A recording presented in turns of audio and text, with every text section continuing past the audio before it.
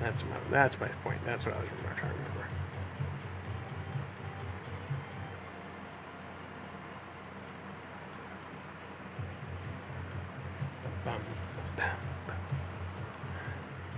And how are you today, Duct Memo?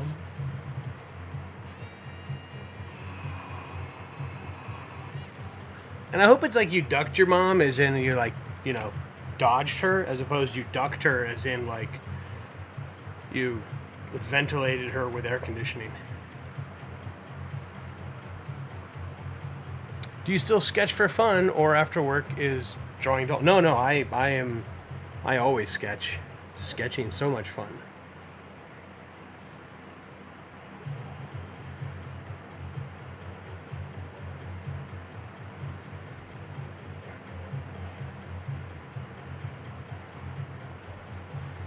I am damn near perpetually drawing.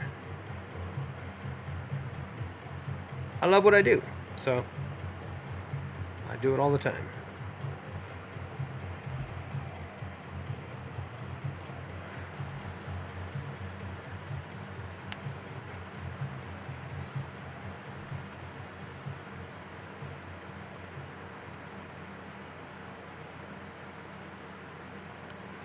So I was a little bummed. I tried watching The Rings of Power, but I'm going to have to wait till I can actually sit down and watch it unimpeded, because I have too many projects right now. And I keep looking up, and it's very distracting, and it looks so freaking awesome. So I think tonight I'm going to take an hour and 5 minutes and 25 seconds off and sit down and watch it and do nothing else. Maybe have a sketchbook in my lap, because again, I do draw when I'm not at work. So I can sit there and do sketches and just suck in all the beautiful inspiration.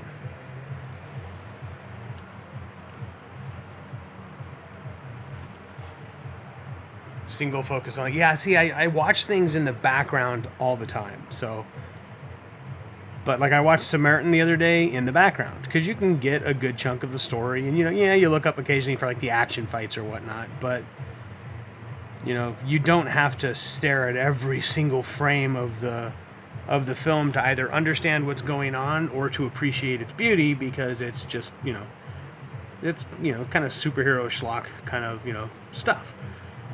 Definitely fun kind of popcorn movie-ish stuff, but I don't have to give it 100% of my attention to absorb it and enjoy it. Rings of Power, on the other hand, holy crap. That's also, by the way, why I still have not seen Breaking Bad. I really want to, but because it's like 10 freaking years or 8 years or whatever the seasons were of Breaking Bad, that's hundreds of episodes. And I can sacrifice an hour or two here and there from my work schedule. I cannot sacrifice hundreds of hours from my work schedule.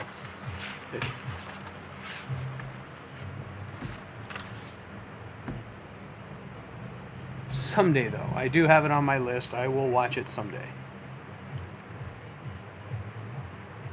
I mean, I literally would have to take like 2 weeks off or more to sit back and just enjoy it unimpeded. What's up, Diadems? Action films are zero plot. Arguable, but yeah, in general. And by the way, I forgot to mention, if I forgot to say it, Alex, sorry, cock stuck in my mouth. Alex, happy birthday.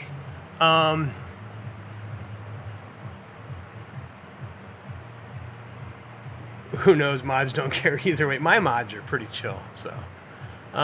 What do you do to relax, or is it sketching just kind of So here's the funny thing is, my doctor did a thing where they gave me a blood pressure machine, and they're like, we want to check your blood pressure, because they were concerned about my heartbeat, because my heartbeat is, like, I went into the hospital when I got the COVID vaccine. It put me in the hospital.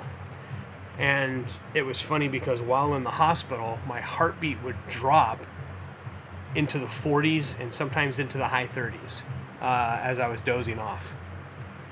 And there's an alarm that would suddenly start sounding, and said code blue, ER, and so all these people come running into my room to check up on me, and I'm fine. It's like, dude, I was just about to fall asleep. What the hell? And so they had somebody sit there and watch me as I fell asleep, and they realized I have a ridiculously low resting heart rate, which I've always had. So they started taking blood pressure and stuff like that, trying to see, is there a medical condition wrong with me, or is it just, because I don't look like I should have the heart rate of a marathon runner, but I do, because prior to getting injured in the Marine Corps, I was a marathon runner. So I was scuba diving, I was training for marathons. I never actually got to run one. I was very bummed by that. I got injured beforehand that. But I used to run, every day we'd run a mile, at least.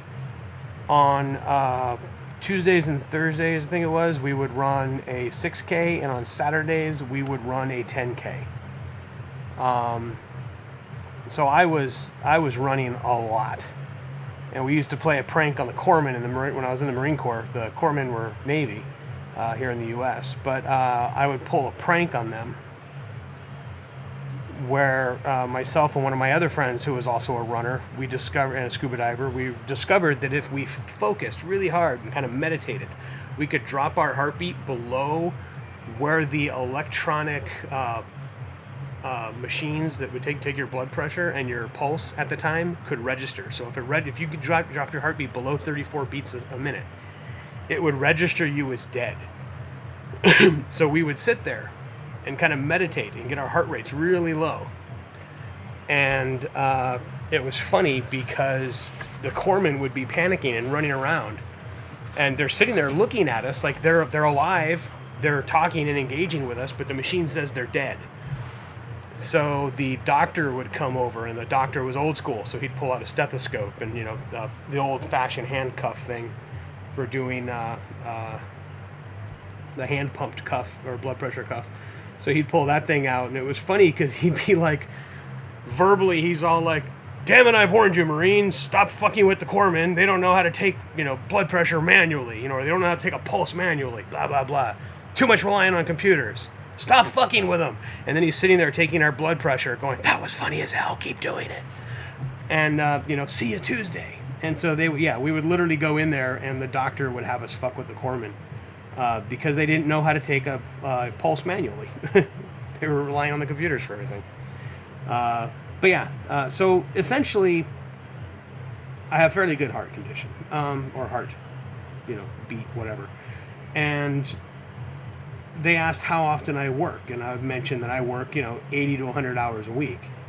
And they're like, how can you possibly have, such a low heart rate and good blood pressure when you're working that much, and at times in very stressful environments? And it's like, because A, I work from home, and B, I love what I do. So it was an observation I made when I was working at Verizon. I was dealing with assholes who would tell me what I needed to do, how I needed to do it. And like assholes, I mean, like, Verizon itself was cool. The people, my art director was amazing. But we did have people from like marketing and stuff like that who would actually tell us how to do our jobs. We're the people who trained as artists and designers, and UX and UI designers and stuff. And then marketing people who read papers on sales would then come in and tell us how to do our jobs, and we would have to tell them they're stupid. But yeah, I just kind of realized after a while that after dealing with idiots all day long from the marketing teams, I would go home and draw to relax. So this is basically, my work is what I do to chill.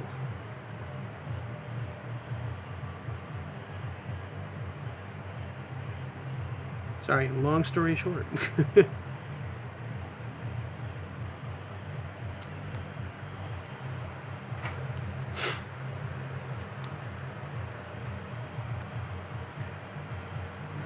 And what's up, Diadems?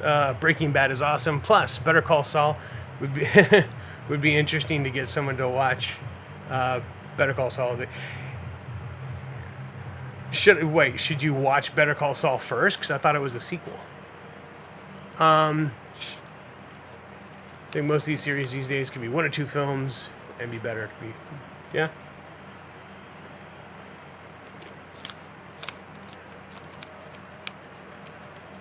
Breaking Bad, 5 seasons, 62 episodes. 6 seasons, 63 episodes. So there you go.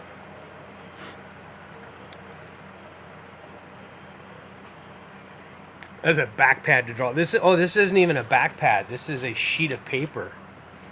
I have this because when later on, when I pull out the brushes, I'll use this to actually pull extra ink from the brush as I'm inking. But it also makes a great ruler because it's right there. So you don't need expensive equipment. In fact, most of the pencils I did on this, there you go. There's my pencil. A number 2 pencil. Number 2 pencils. I love this one though. I'll probably never sharpen this one because it actually says "Draw is life." So I kind of dig that one. But yeah, it's just, just here's one from DeviantArt. Had a project called Made Fire. I don't know if they still do, but so I still have that one. Oh, here's another that says "I love Comic-Con." Maybe I'll hang. Ooh, I'll give that to DCD Collects. They're making a Comic-Con.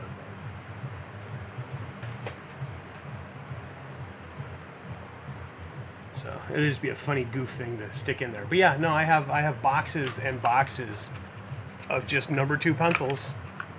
You don't need to buy all kinds of big expensive stuff to do expensive, really cool, compelling artwork. You just have to dedicate yourself to it.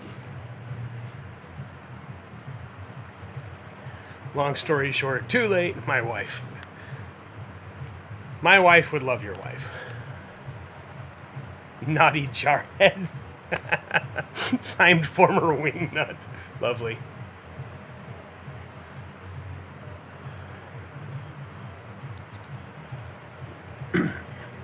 No political stuff, but why do you think comic producers are putting out things people don't seem to like? I'll tell you exactly why. Those marketing fuckers that I talked about earlier, they're constantly looking at formulas. They look at what succeeded and then they're like, we want more of that. Which is why stuff starts to become so much of the same after a while. Is because there's a fantastic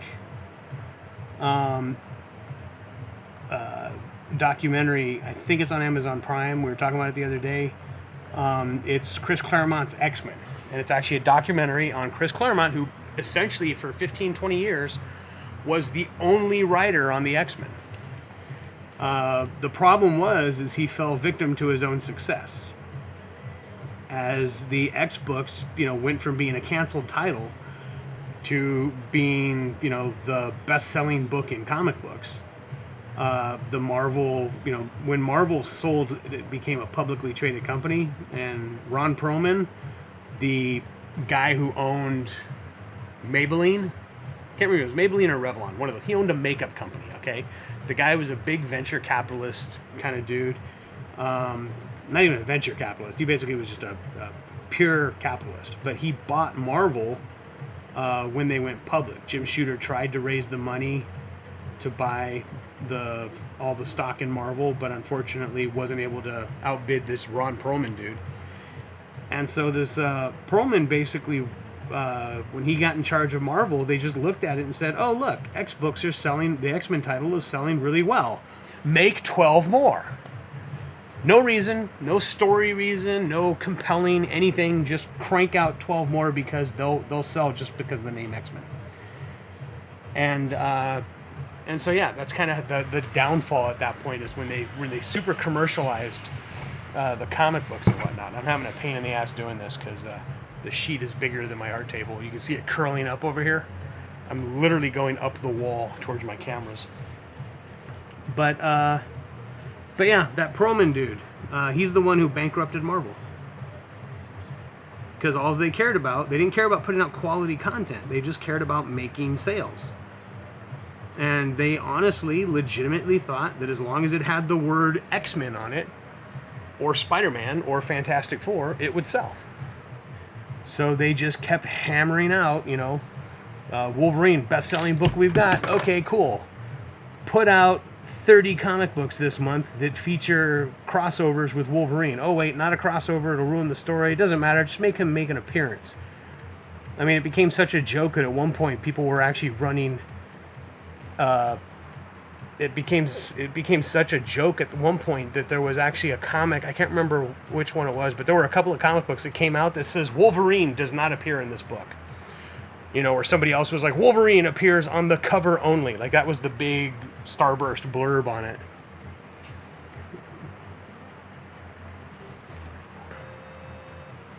Alessandro Maselli, thank you very much. Sounds Italian. Alessandro Maselli, thank you very much for that.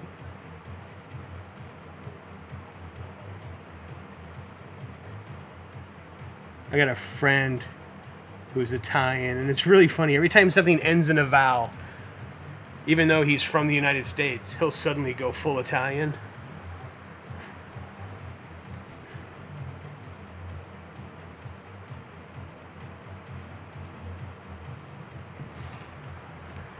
My pleasure. Thank you.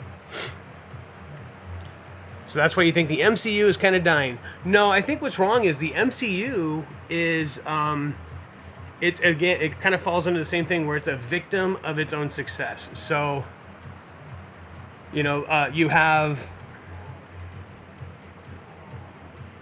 I will say you have, a lot of times you'll have companies, a lot of the big companies just in general will put out notes. They'll give you notes on stuff. And so notes is basically, they'll tell you what they think you should be doing.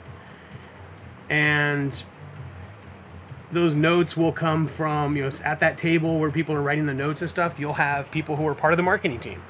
You'll have people who are part of the social media team. You'll have people who are part of all these various groups. And again, they don't give a shit about the story. What they give a shit about is their job. They have to add something to those notes to justify their reason for being paid to be in that room. So even if you put out a perfect movie, somebody's going to do notes or say something or do something just to justify their existence. So even if you have the world's greatest script sitting in front of you, somebody is paid to make changes to it anyways, you know, because that's their job. And if they let a script go through without making any notes at all, usually that's pretty much that person just proved that, oh, there's no reason to have you here. Why are we paying that person's salary? We'll hire somebody else who'll give us notes. So that is unfortunately a side effect of having the marketing departments of Fox, the former president of Fox. I don't want to say his name because there's several of them. But anyways, there was a film executive over at Fox Studios, the motion picture side of the house, 20th Century Fox. Actually made a friend of mine quit the industry. And he quit the industry because he wanted to make amazing stories. He wanted Oscar-winning pictures. And when he was brought in as vice president of 20th Century Fox, he thought that's what he was going to get to do.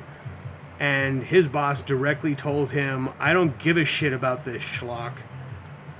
I'll put out, 35 Alien Predator movies before I put, or, Alien movies before I put out, before I fund one of these stupid,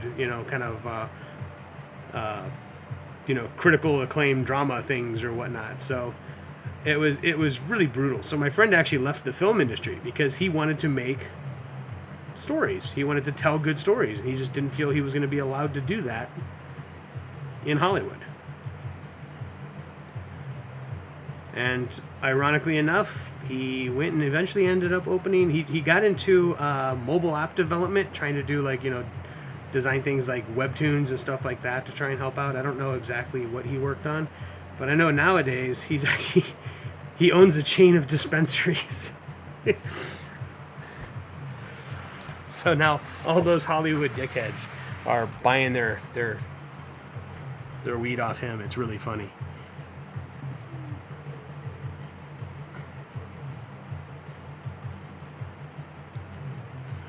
But a lot of it really does come down to those people who are putting all those notes and stuff in pictures. And then, of course, can you tell a good story and still get a message across, which is the part that a lot of people, lose. I think the best examples we had, because they came out so close together, and we use it quite often on this stream, is we'll talk about Wonder Woman versus Captain Marvel. both of them were fun movies. But watching Captain Marvel, you felt preached to about how, about how it's a movie about a strong, powerful woman. It's, they couldn't go 10 minutes or 5 minutes in that movie without reminding you or putting something, in the script or whatever that tells you again, it's like that you're watching a movie about a woman. We can see she's female. We don't need to be reminded of it, And you've already established that there was obviously a lot of misogyny and stuff in the military. Like, that was established several times, and they would just keep pounding it down your throat. And so after a while, it becomes distracting. And I think the culmination of that was this in the middle of the fight scene. Every other MCU movie has this great, amazing orchestration going on. The only exception, of course, being the James Gunn movies. And that's because James Gunn actually writes his scripts and composes them to music, to the music he's actually putting in the scene. So he'll actually write the script and give, the studio a list of songs. He's like, I would like to get the rights to these for the movie.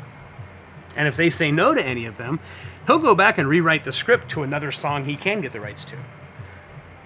And with Captain Marvel, in the middle of this fight scene, where again, in every other MCU movie, save for James Gunn, they would have this fantastic, powerful kind of orchestration music. No. It's no doubts I'm just a girl. So they found yet another way to pound the idea that you're watching a movie about a girl down your throat. On the other hand, Wonder Woman showed a movie about a strong female character. In fact, it was actually funny to me. I thought it was a much better message because with Wonder Woman, it was kind of funny. Like there was a lady in the theater when I saw it, and at the end of the movie, spoilers for a 6-year-old movie, 5-year-old movie, whatever it is. But at the end of the movie, when she discovers her full power, and she's wielding the power of Zeus, this lady behind me yells out, "That's a strong female," and to which I'm sitting there thinking, no, that's a god. That she's now she knows she's a daughter of Zeus. She's part god. Where she was a strong female was in the scene in World War I where she runs across Fungus Among Us. Again, great name. Thank you very much. Wonder Woman, when she comes out, when she basically says, someone has to do something, and all the guys with their military equipment and their big guns and stuff and all their body armor are hiding in a hole, literally. She gets up and says somebody's got to do something, and she runs headlong into a machine gun. Keep in mind, at the point in the movie when she does that, she doesn't know that machine gun can't kill her. She had seen guns wielded by those same, by the Germans, kill her Amazonian sisters because they weren't part god. They were Amazonians. So, as far as she knows, she could be running headlong into her own death. And she doesn't, so she has no knowledge of the fact that it's not going to hurt her. So she runs in there risking her life, or so she thinks. That's the moment that woman should have yelled out, "That's a strong female character," when she takes out an entire Nazi division in that village. That was a cool scene. And again, you also had that beautiful musical orchestration. The Wonder Woman theme song is fucking nuts. Like, it is great. And I love how, as she discovers more and more about herself, the theme song actually builds. It builds up in intensity in Wonder Woman. So the music in that was done very well versus Captain Marvel. So that's why I kind of like using those two as movies, because they came out at exactly the same time, pretty much, like within months of each other.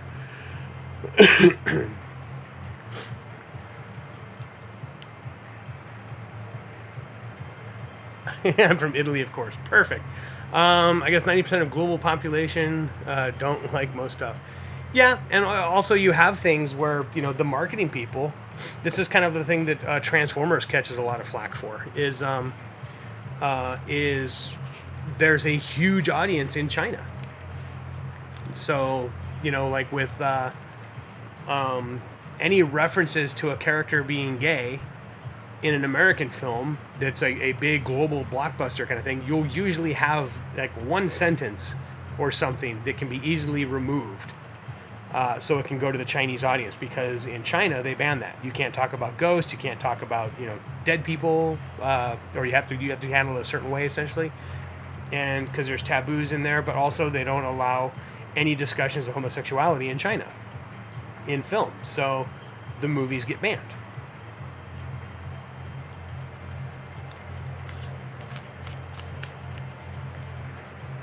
Follow me. Yep. Did she yell follow me? Because I remember she yelled someone has to do something. I don't remember what she yelled after that. I just remember just being blown away by that whole scene. It's gorgeously shot.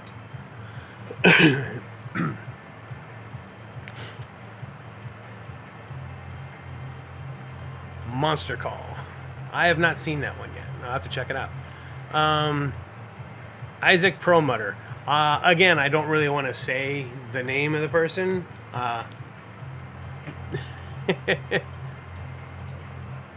So I'm purposely not saying their name. So do you think movies are getting worse because less artistic people are involved? I think less artistic people are being involved in making the decisions. So, and they're trying to make decisions for the sake of, obviously the studio needs to make money so that they can make more movies. And I absolutely agree with that. But, as a small business person, I absolutely understand that, if I'm working one, project at a time, then if I have a failed project, it could put me, I may have to go update my resume, One bad project could literally put me, back in the standard workforce and not being self-employed anymore. So I can absolutely understand. But I do think that they need to ease up on it a bit. Or at least find some ways to do it where it's a little more subtle. So, like, think of America Chavez, from Doctor Strange and the Multiverse of Madness. They didn't name her, they didn't call out in any of the dialogue that she's lesbian. She wore a gay pride pin. That was it. That was the subtle hint. Nothing in the dialogue about it at all. They showed that she had two female mothers. Again, no discussion at all in the dialogue. It's like, oh yeah, no, I'm the daughter of gay women. Nothing like that. They didn't call it out at all. It was just in the story, and it worked. You don't have to call it out. You can just show it and move on. And so it's not disruptive. It's when people are like, oh, you should point that out. You should shout it from the rooftops. It's why I think that trying to keep it with the MCU stuff is also why I think that Miss Marvel mostly worked, was because, it was done. I liked it because it was done differently than a lot of the other Marvel stuff. So a lot of the other Marvel stuff, they had the again, they would be, screaming and stuff from the rooftops. But what I liked about that one was it was pretty much like watching Sabrina the Teenage Witch, filmed for the MCU. So it was a unique take on the MCU stuff. Trying to almost like, film like a teen drama, but it's still MCU. And so even though that's not my thing and I don't normally dig it, I liked seeing it in this case because it was something different. So, with MCU, they're trying new things, and so I respect that, and I'll give them a chance. And it's because they're trying to not make every movie be exactly the same. Dick McDickface, yes, you can call him Dick McDickface.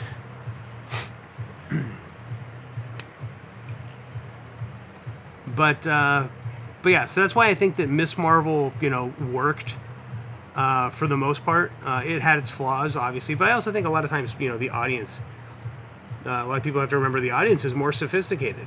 One of the best lessons I ever learned was from a comic book store clerk when I first started doing comic books and stuff.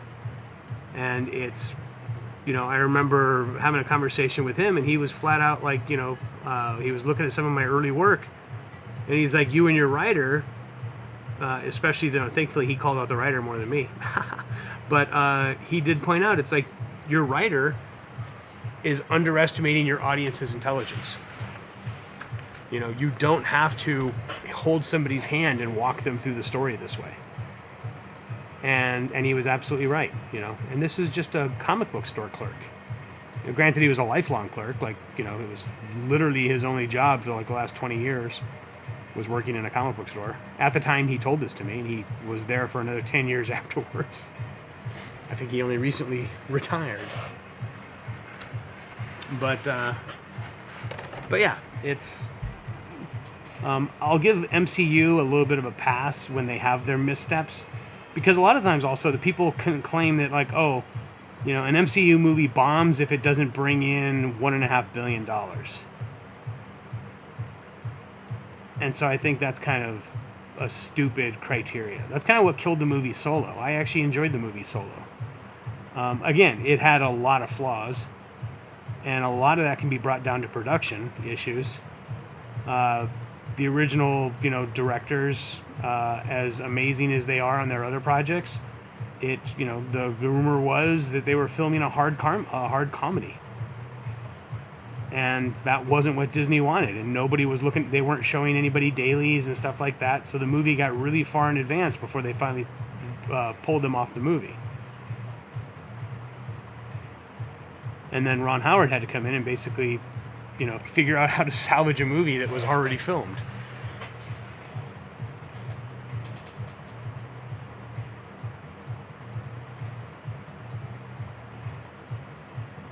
I think they ended up like reshooting 3/4 of the film or something like that. And then trying to edit that in with the other footage. And of course that means they just filmed a movie twice. So its budget ballooned to like $250 million. And because the thing only made $400 or $500 million in the theaters, everybody called it a bust. When I remember, God, I'm trying to remember what the movies were like in the 80s. I mean, you can remember like back in the 80s when movies only cost like $50-60 million. If they made $100 million in the box office, they were considered blockbusters. So if you think percentage-wise, if they made twice as much as what it cost to film the movie, it was considered a blockbuster. And then, if it got even close to that, like, movies that they spent $50 million on made $80 million or $100 million. They were, $80 or $90 million. So not quite double, but almost, were considered like these amazing success stories.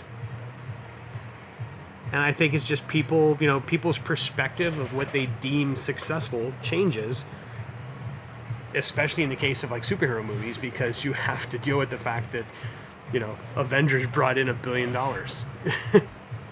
Ever since then, everybody's been like, well, every superhero movie has to bring in $1 billion or it's a failure. And that's where DC failed as well. So the DC movies have been dying simply because they lack the cohesive direction. Kevin Feige, love him or hate him, the guy has a singular vision. Had far smaller promo budgets back then, I suspect. Oh yeah, absolutely.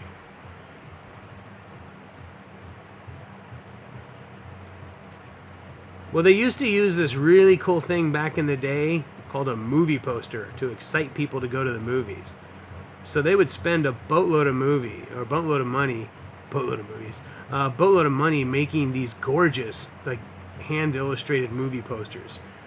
And me as a kid, that's why I went to the movie theaters. Like, if I saw a cool movie theater, or for anybody who's old like me and you remember Blockbuster Video, I remember going into Blockbuster Video as a kid. And I would see movies like the Red Sonja movie box cover art. It's got Arnold as Conan on it, and he's barely in the movie. I think he's got like one scene. I don't remember. And then you see this again. You feel this. You see like the Brigitte Nielsen is this kind of a buff female barbarian character on it, and it's a powerful, gorgeous illustration. any of the Drew Struzan movie posters, you know, got you excited to go see that movie. So the problem I have is nowadays all the movie posters look the same. And so a lot of, like, I don't even remember what movie I was watching, but I remember when I came out of the movie theater once, they had put up a Baby Driver stand-up display, and there was a crowd of people around it oohing and awing at this Baby Driver movie poster and display thing that they had up. And the reason it was so that it was drawing so much attention was it was hand-drawn. I mean, it was digitally drawn, but it was still hand-drawn. So it looked like an old-school painted movie poster. And people were asking, like, what's this about? What's that going to be? That looks so cool. That's got me excited. And so with Baby Driver, you kind of saw the power of a movie poster that used to be a thing. And nowadays, everybody's just, you know, like if you think back to episode 7, they hired Drew Struzan to do the movie poster for episode 7. They then announced they were going to reveal it at Star Wars Celebration.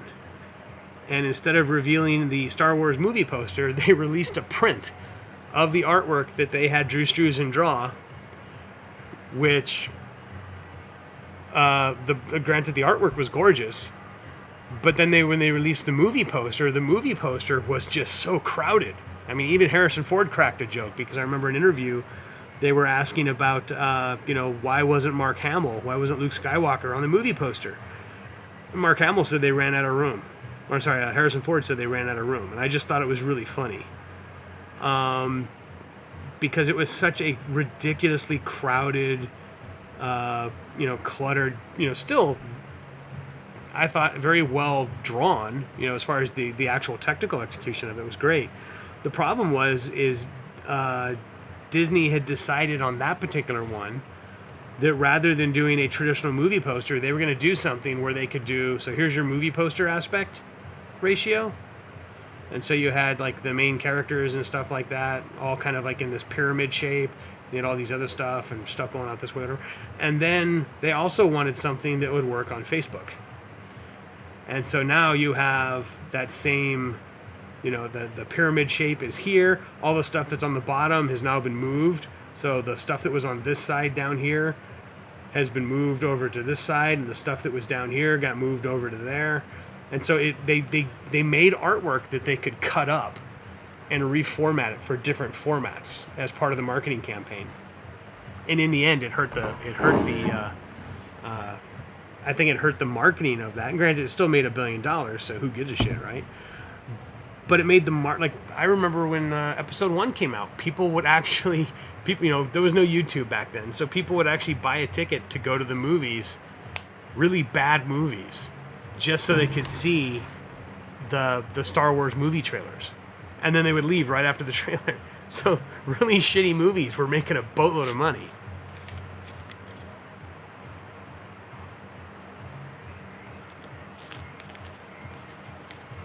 What's Ruru? What's up? Crazy world we live in. Yep. I blame humans. Absolutely. Star Wars, as soon as I saw the trailer on Creature Features with Bob Wilkins. Nice. I don't know what Creature Features with Bob Wilkins is.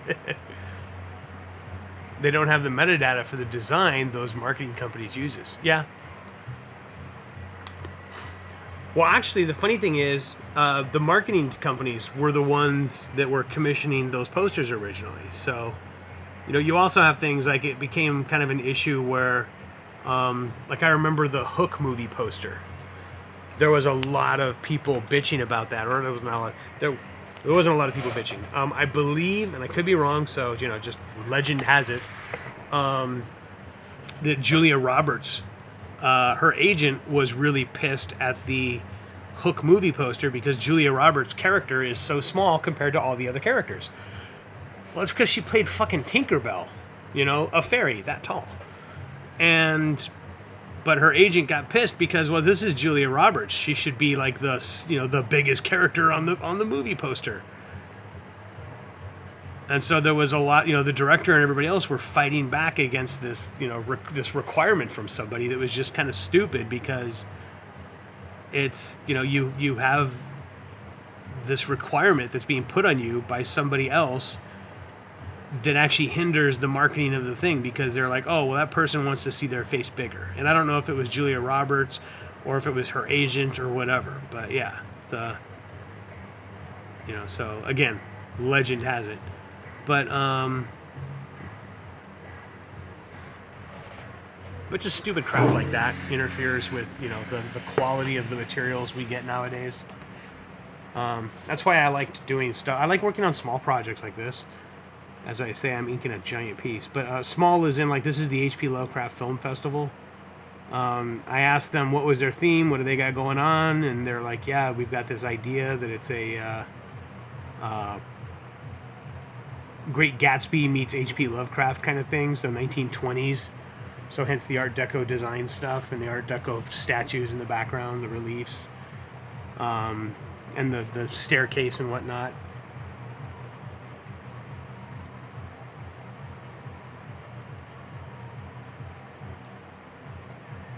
But things like this, they hired me because they like my art, and they're like, hey. And I know the designer, or I know the art director, I should say, and he and I have been friends for years. we had an interesting encounter once, which I'll still debate if I should talk about, but yeah, it was. I've known him for a long, long time, since the 90s. And, yeah, it was pretty much late 90s, I should say, but still the 90s.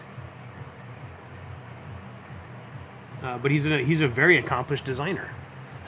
So when he came up to me with he actually sketched out this idea. It was like something like this. He's like, you can change anything you want on it, but the deadline's tight. And I'm kind of like, you know what? Deadline's tight. I'm just going to roll with what you got. And they're letting me do whatever the hell I want, which is pretty cool. Whereas I've done stuff for companies that they have sent back pages and pages and pages of notes on, and they keep making changes to it. And I remember, one project I worked on, I really don't want to say what the company was, but if you've watched my stream, you probably know what I'm about to say.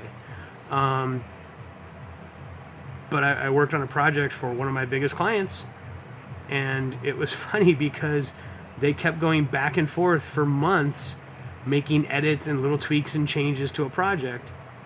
And eventually, when I finally got the thing done so they can approve it, they then came back to me and said, nah, we flooded the market with merchandise, so we're not going to use this artwork. And so that months of time that I spent on the artwork was lost. It's lost because I get paid on royalties on some of those projects. And that was one I accepted royalties on because, again, if it comes out, I make like 2 to 3 times as much money doing royalties than I do doing a flat rate. But there's a risk to that, and that is if the project gets shelved, you get no money. But I still get to sell the original, so at least I have that. Slap a QR code on it, yeah. How the agents earn 10 to 15% cut. Yeah, pretty much.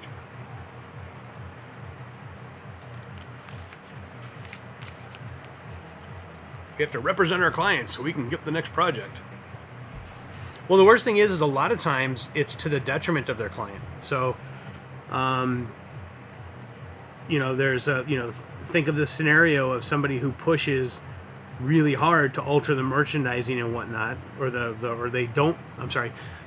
the movie does really well because the marketing was done amazingly well. Problem was, egotistical actor is in the movie and is pissed that they weren't the biggest head on the poster, or they weren't, they weren't top billed, or any number of other issues that usually kind of come up in these things.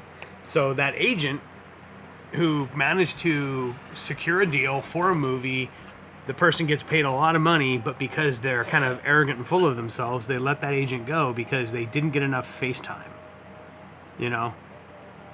Think of any time you have a character, like the reason I liked Carl Urban's character for Judge Dredd better than Sylvester Stallone other than the fact that it was a much better movie. But, you know, one of the story-wise things was it was part of the character. You know, in this world, it's too dangerous to take your helmet off. You know, you don't want people seeing you and knowing who you are, because they will hunt you down and kill you. So the judges always kept their helmets on, even among other judges. And in particular, Judge Dredd. But, you know, Carbon read the comics, knew that that was a character trait, and kept his helmet on. Same thing with Pedro Pascal doing The Mandalorian. He spends most of the time with the bucket on. It was a huge part of the story that he doesn't wear the bucket. And I remember a lot of people arguing, saying, oh, he quit the show, he did this, all these great rumors coming up. And it was really funny because I remember one of the rumors was, you know, Pedro Pascal storms off the set in anger over not being able to show his face. And the funny thing was, it wasn't that. It was he had to use the bathroom.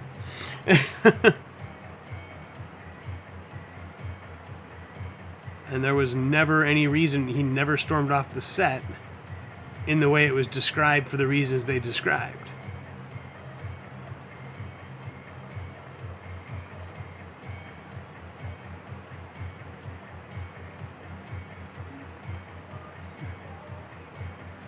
Pardon me while I focus.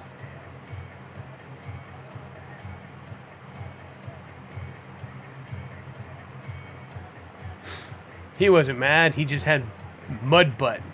Yep, he had to prevent mud butt.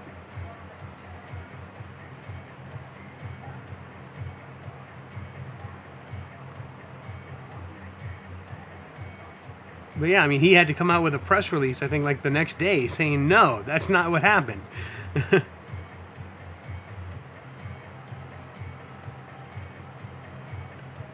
It's just he wasn't in that shot. He wasn't in that scene. Bad taco from the night before. There you go. Isn't the name billing placement part of the 200-page contract they signed before filming? Yes, which is the agent's job. So a lot of times, you know, the actors don't read those contracts. Their agent negotiates them, gets the and they sign on behalf of the actor. If they have power of attorney in that regard, they can sign on behalf of the actor. Other times, it's, you know, the actors just, you know, they get a brief from their agent as to what they're doing or what's entailed, and then they find out later everything that's in there. So that's why I was saying is you have that issue where an actor signs on, does a thing based on that brief they got from their agent, and then realize that, well, wait a minute, you know, it's kind of remember that the whole reason we ended up with trying to remember Star Trek 5. So it was 5. Yeah, Star Trek 5. The whole reason we had Star Trek 5 was because William Shatner had put in his contract that you know, he to him, he was the star of Star Trek. Like, you know, that was his show. So if you remember Galaxy Quest, the world's greatest Star Trek documentary, you know, he had that kind of mentality where it's like, it's all about me.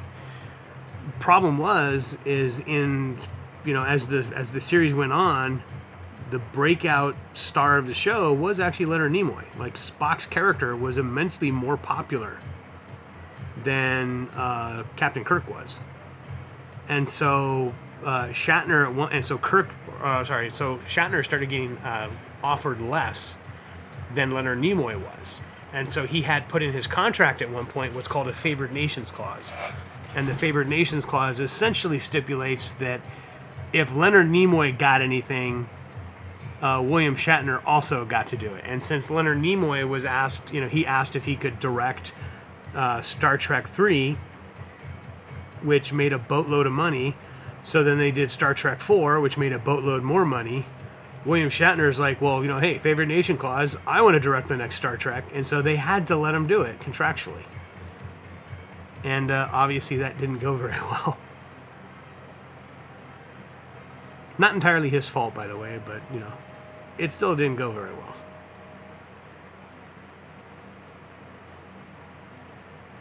But by the way, the conversation about where movies and things go wrong, as far as the production side of it, I think it'd be a great conversation when I have Steve in. Because when Steve's here, Steve is the production coordinator, production coordinator, but he's a production manager for film and television stuff. But he's currently working on some Zack Snyder's projects. But he worked on the two Into the Spider-Verse movies, and so having him here to talk about that and the, when he's on with me, would be really cool.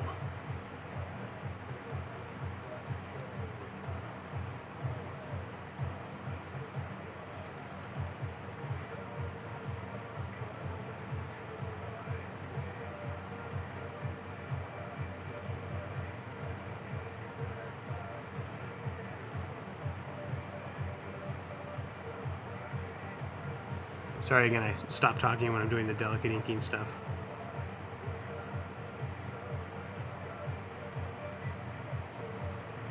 It's also kind of a battle sometimes to keep my eyes from refocusing.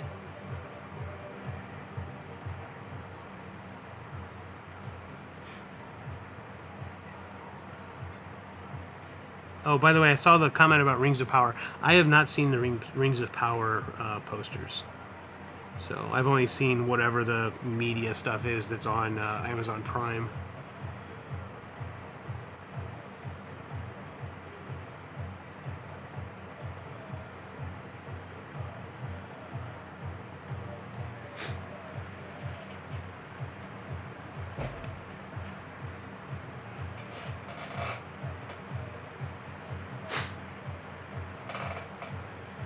In the comics, the only time you see Dredd without a helmet are either shots of him at home from the neck down, holding his helmet in his hands, or in scenes where he's being tortured by the SOV judges.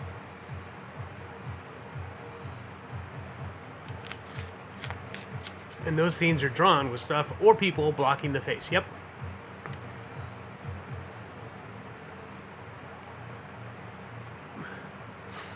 Recognized his voice. Hey, what's up, Sapporos? Based on stories I've heard, the problem is meddling executives. I didn't realize it was Sapporos who said Mudbutt. I just looked up and read.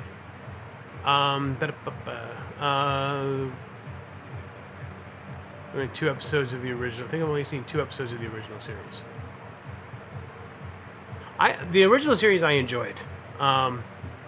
It does. Watch the remastered ones; they look way better. They actually did ones where they went back and CG'd new special effects in, which really help.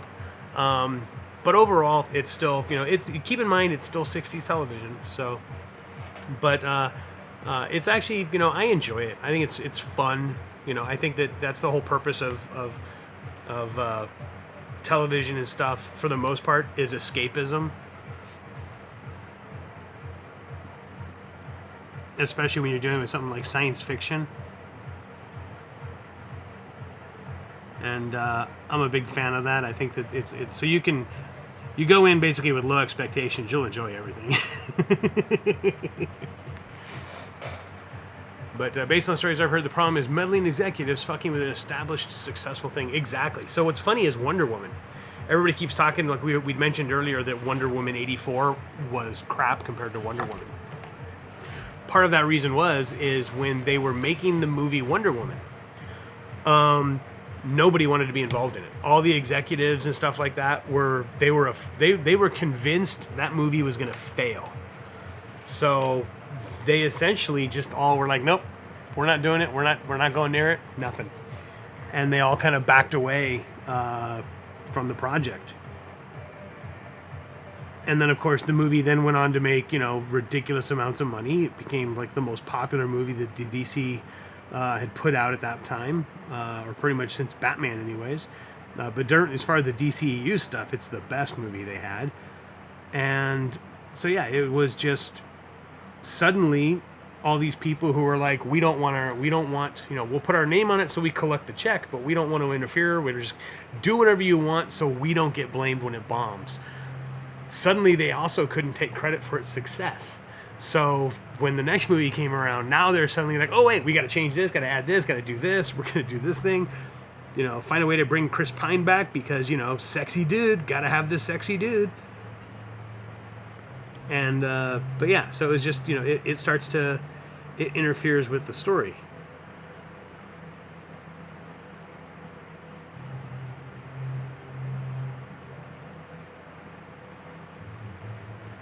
And what's up, Gentleman Built?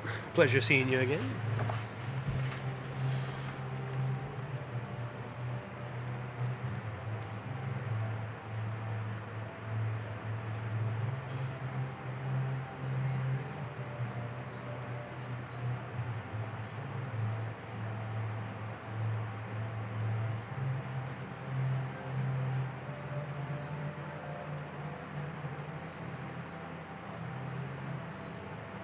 By the way, next month I'm hoping it is. I'm trying to get my schedule. This type of imagery like this pen and ink stuff. I'm going to be doing my version of a Metropolis movie poster.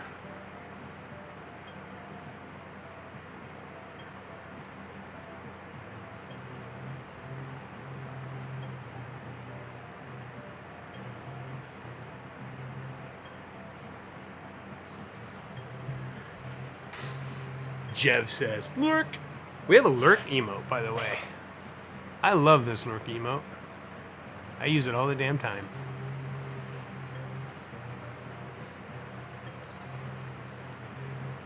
Haha. Lurk.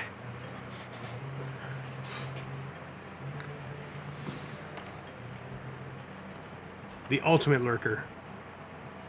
The Dianega from Diagona, whatever, but from Star Wars. Otherwise known as the eyeball, the trash compactor.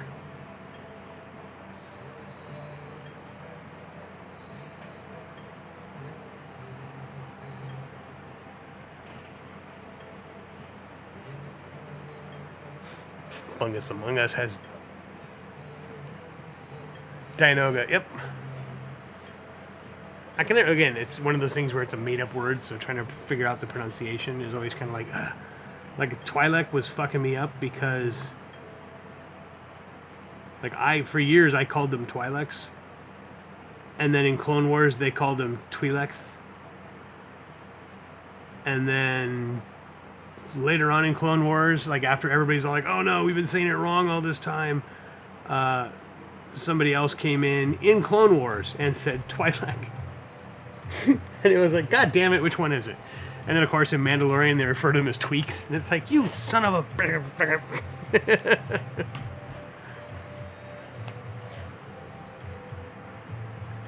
Clearly, the only problem with languages in Star Wars is they didn't have J.R.R. Tolkien around to just write the language and create an actual functioning language for them.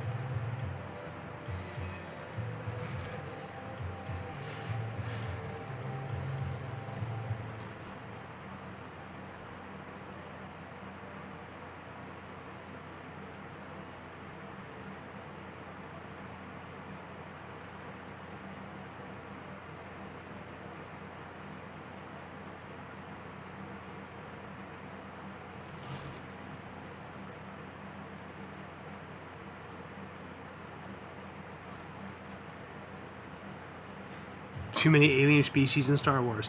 That's actually something I do disagree with. And the reason is because if you know, it's supposed to span an entire galaxy. So imagine the entire Milky Way. You know, if you think of how many potential habitable planets there are, if you can rocket across the Milky Way and go to thousands of habitable planets, that right there is thousands of species. And that's something, if there's something like a fraction of a fraction of a fraction of a decimal of a percentage of planets in the Milky Way are habitable. So the sheer volume, you know, I think is actually accurate, and possibly even underrated, or underestimated as far as how many types of life forms you can have. And keep in mind, some of those life forms are, you know, they're sentient species that multiples on the same planet.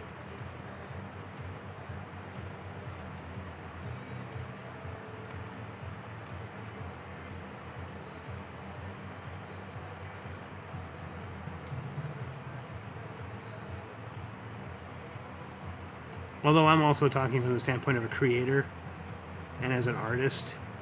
And I gotta say, I love drawing me some Star Wars aliens. We were talking earlier about like how do you keep from getting bored? It's easy. Don't draw the same thing all the time. And when you're asked to work at a playground that has so much diversity in it, it's like hell yeah.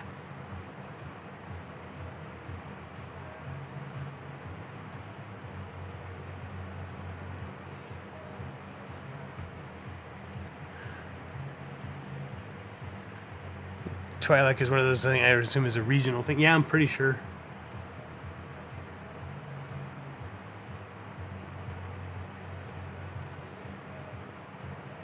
It's like I always give my wife crap because when you think of spandex, she always refers to it as lycra. And it's actually lycra, or lycra spandex, was how the people who created it called it. 'Cause I think it was Dow Chemical, honestly, But yeah, in Central and South America, they refer to it as lycra, because that's the pronunciation of the ly. It's a long E sound. So it was just really funny listening to her sometimes say the word lycra. I'll start cracking up. And it's not that she's wrong or anything. I just think the pronunciation's kind of funny.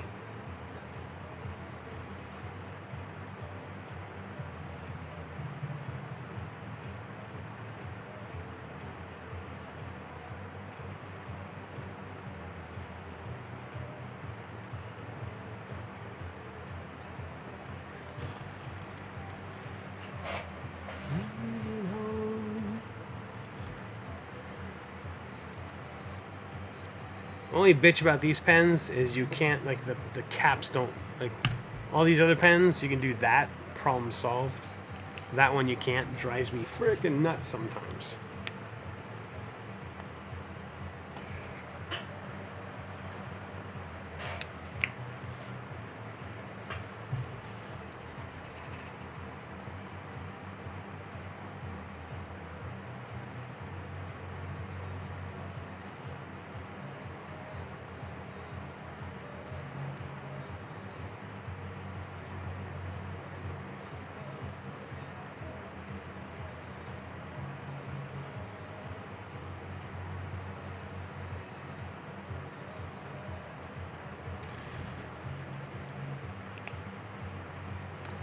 Carl Sagan in one episode of Cosmos worked out that the average galaxy, there was the potential of roughly 1.5 billion species existing. Yeah, so I think Star Wars is a little running behind the curve there.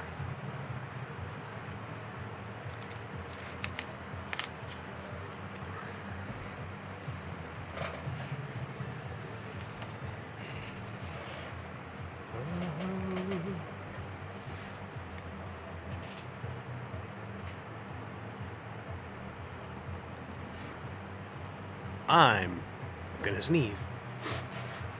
Excuse me. Excuse me. Oops. Pardon me.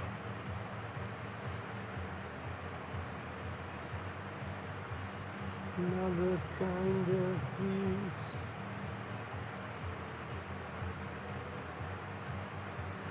Another uniform.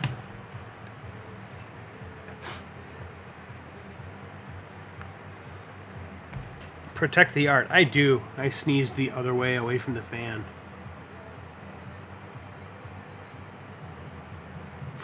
Art always has priority.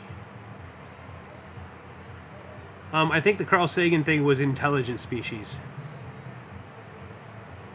Not necessarily spacefaring, but intelligent.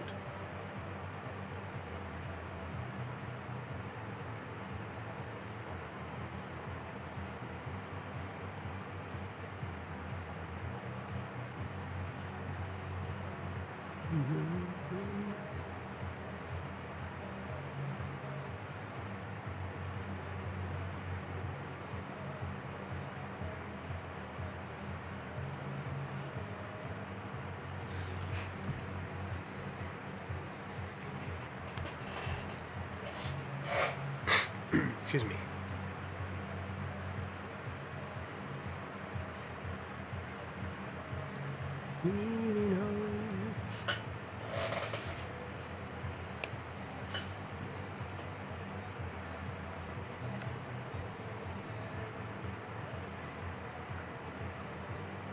By the way, I'm going to try and see if I can't get copies of the official poster from this. So this is the one sheet artwork.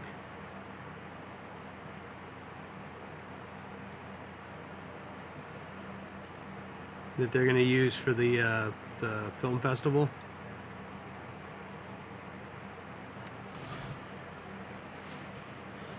So I'm going to try and see if I can't get a couple copies.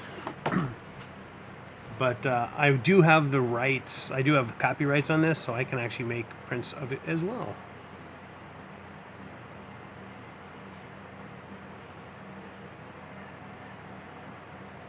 But I'd love to have a couple of the one sheets if I could. If nothing else, just for my records. But if I get enough, I'll put some up for sale or something.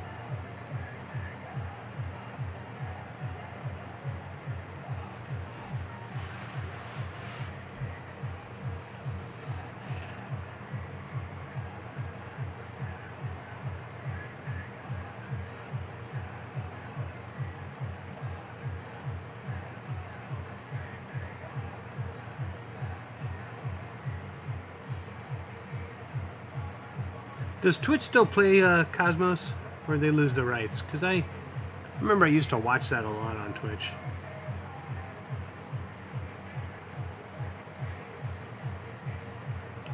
I actually bought the Neil deGrasse Tyson ones, because those are also great background noise for when I'm working. Especially season 1.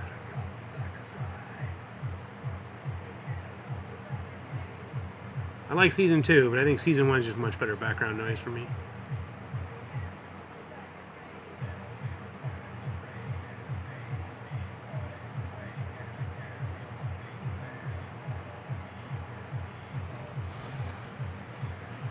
Aren't those on Hulu? They probably are, but I bought them so that I could have them at any time, because things come and go on streaming services.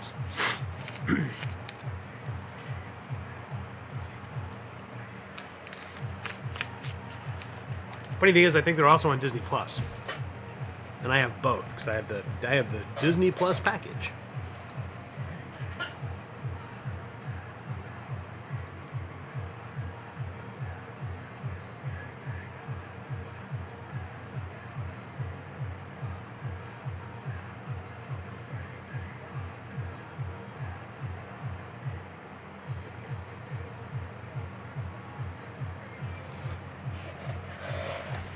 Okie dokie, let's see how his cape's coming out.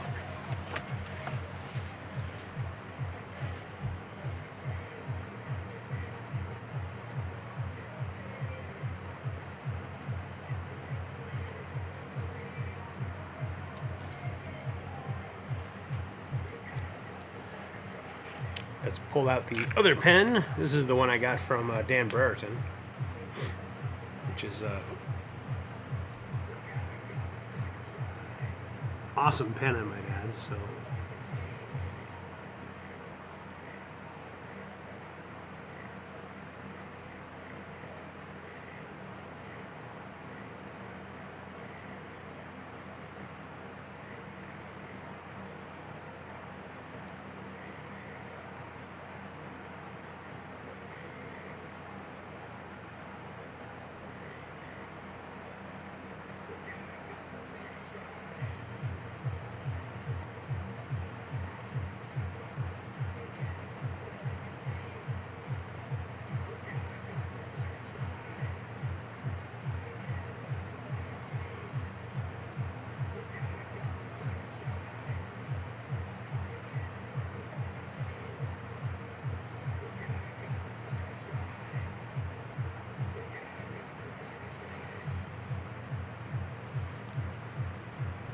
Disney owns Fox. I don't have Hulu. Yep. Well, yeah, Disney. It's confusing. Disney owns part of Fox. They own Fox Entertainment, pretty much. Fox Sports and all the other Fox News and stuff like that is all still over at Fox. So I think Disney's actually been rebranding most of it. So, in fact, actually, 20th Century Fox Film, I think, is now just called 20th Century Pictures now, or 20th Century Films. I think they actually took the word Fox out of the name.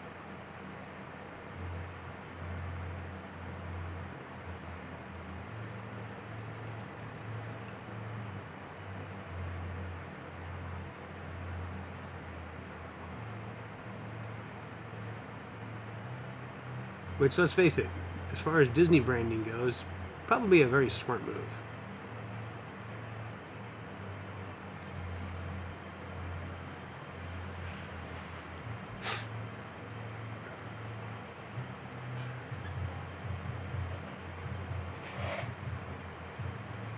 They couldn't buy Fox Sports because they already have ESPN. Yep. You're kind of getting that monopoly issue there. That guy looks cool. Neat Nems he's wearing on his head. I don't know what that means. So yeah, he's wearing an Egyptian headdress, but it's made out of rib bones. Is how I designed it. So trying to ink it so it looks like rib bones, that'll be interesting.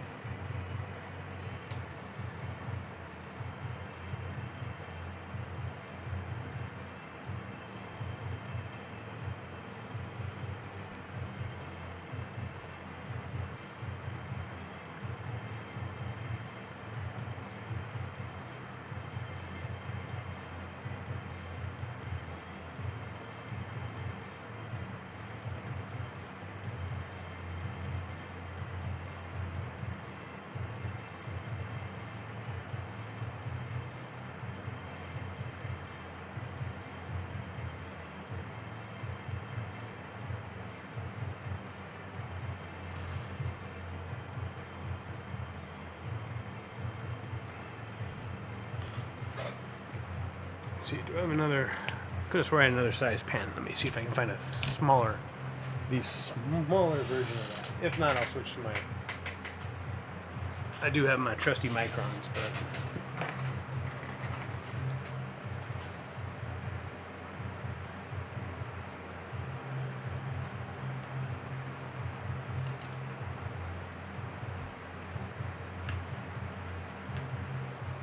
See, this one is. I'm trying to see, they're all in kanji, so it's very hard to figure out which one's which one.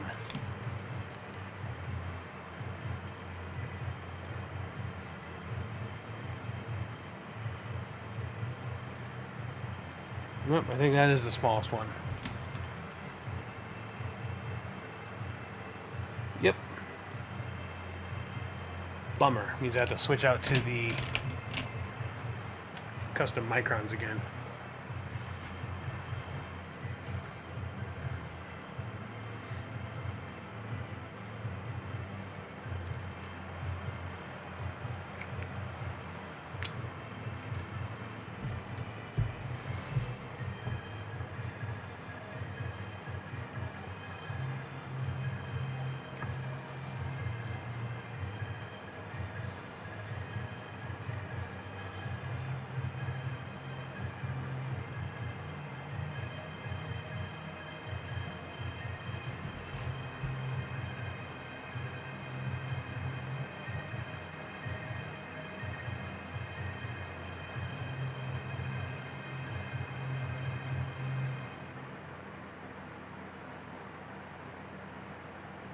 Such a big Big image.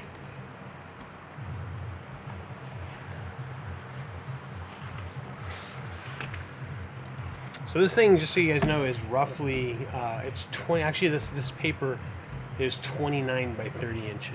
I think it's 29 by 30, no wait, 29 by 30, 39? Oh, sorry, 23 by 29. So it's still quite large. So 2 feet by 2.5 feet, roughly.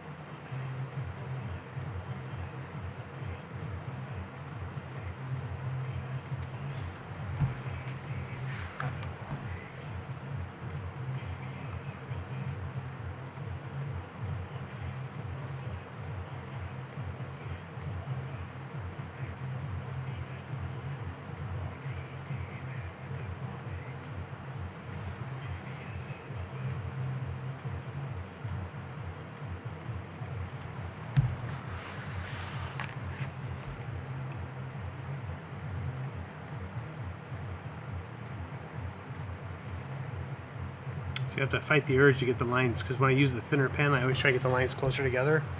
But I have to fight that urge because I'm going to re-ink the lower half of this. So it's almost black down here, so it's actually going to fade up with each line getting consequently thinner.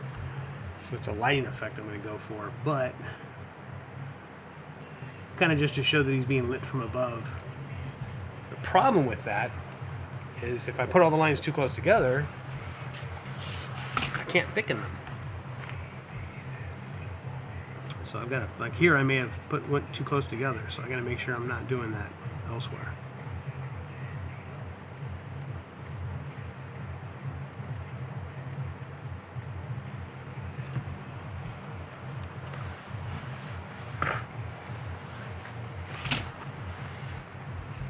Headdress is called a nem.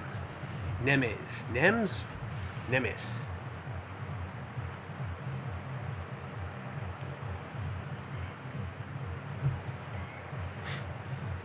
How do you pronounce that? Nemes? Like Nemesis?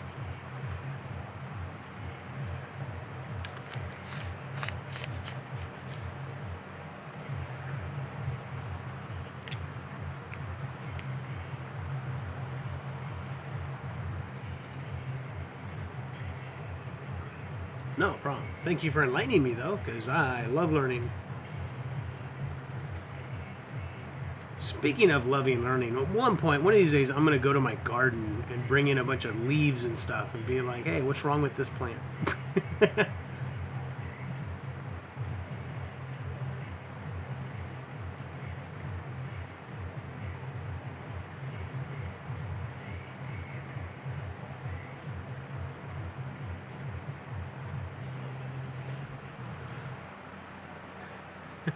I'm actually working on, I had to fertilize the garden because I realized I hadn't actually,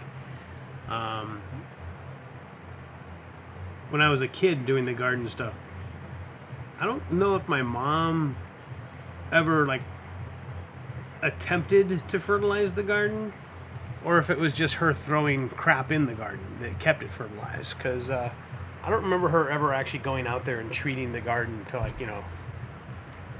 help it grow intentionally. But she always had a great garden. I did notice that when she had a container garden, it didn't go as well. But when she planted in the ground, it went great. And I'm thinking that's actually because she'd like dump bags of fertilizer on before planting, of course. But then also after she planted everything, she would like all the kitchen scraps and stuff would go out and just get thrown in the yard. And so pretty much just imagine a mulch made of banana peels and eggshells and stuff.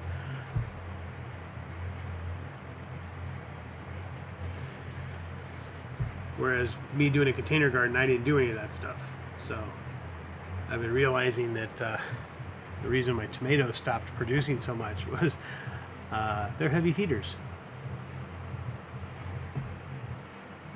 And I had totally forgotten to check on that. So, but anyways, so I finally started fertilizing my plants, hoping that'll solve the yellow leaf problem I started getting. And this morning I actually found powdery mildew on one of my tomatoes. So I clipped those leaves off and sprayed it down. I sprayed it down with copper. I have copper fungicide, but I think I'm gonna have to. I was looking at somebody else was saying use neem oil, so I may wait till the evening to do neem oil because I don't want to do it during the day because just 100-degree weather, and I'm sure neem oil wouldn't go together.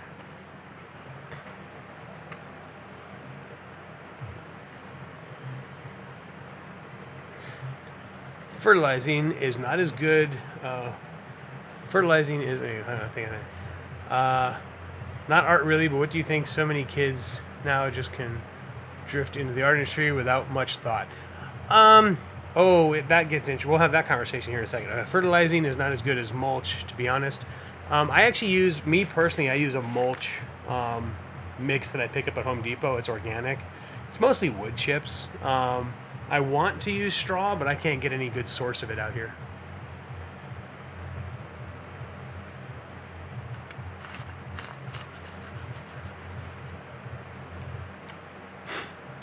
I like how fungus among us. This is where he should start talking. He should start joining in with the powdery mildew conversation. If you have powder, don't treat the plant, treat the environment. Chips in a greenhouse will make mold. Well, these are this is actually a mulch mix compost thing. So it's basically you amend your soil with it pretty much, but you can use it as mulch, and so I've been using that as mulch. I don't have a lawnmower.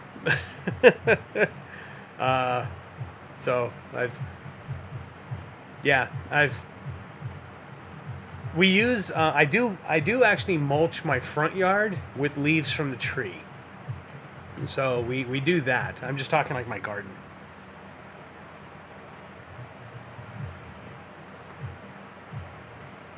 We'll drain nitrates.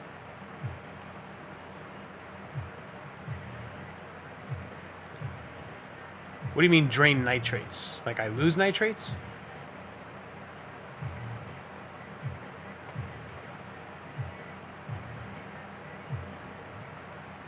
If you mix that with leaf mulch, you're golden. Oh, there we go.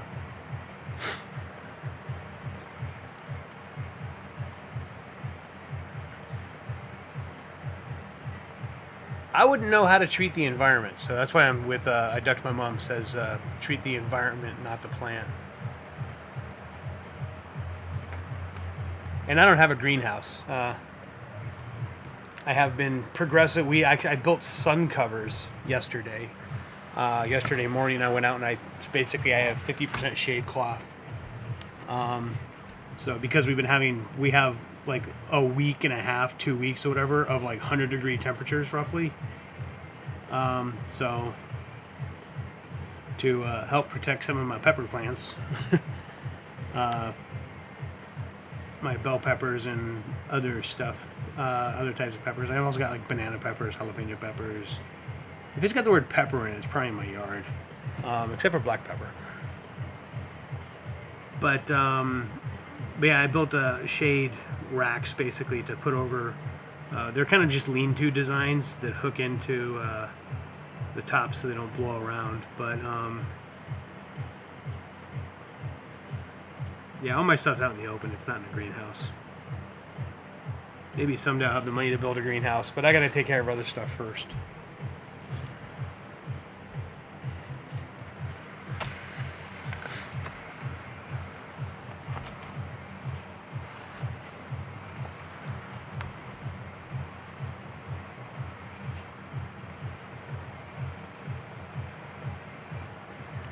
Pine needles acidifying soil. It's bullshit. Yeah, I don't think. I think the reason there's nothing growing where pine needles fall is because it's such a thick layer of mulch. Nothing can grow. Because I've noticed, like, if I rake the pine needles away, shit grows. So I think it's just the amount of pine needles just acting as a mulch, keeping the soil covered.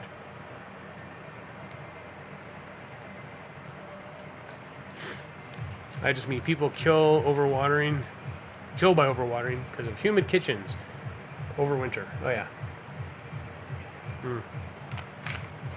I'm in Southern California, and all my tomatoes are all my plants are indeterminate.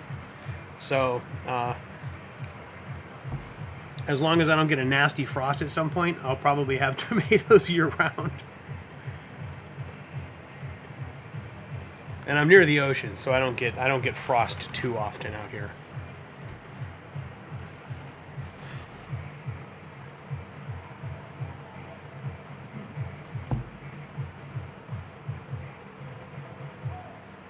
I was using like regular planting pots, kind of the terracotta ones, things like that, but I switched over. I found these black ones. They're black plastic. I kind of wish they were in a lighter color, honestly, because of the area we're in with so much sun. But what I like about them is the way the drain tray is designed is it's fully encased, but you can fill the bottom tray and it actually seep feeds the plants as opposed to, pouring water over them. So I only pour water over them if I'm fertilizing.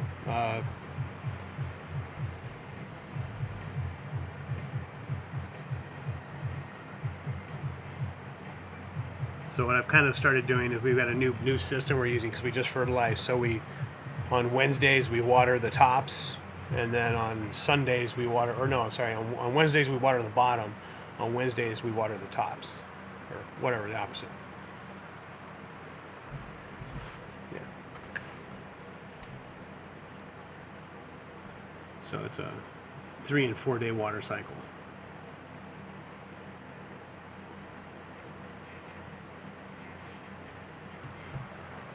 Bottom watering is superior. Oh yeah.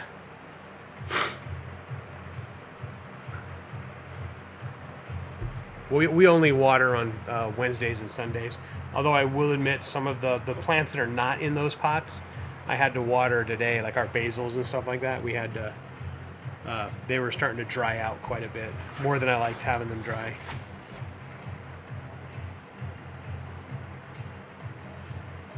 It's like I like drying out basil, but I like doing it on my terms. And my new project, my new experiment, is using live rosemary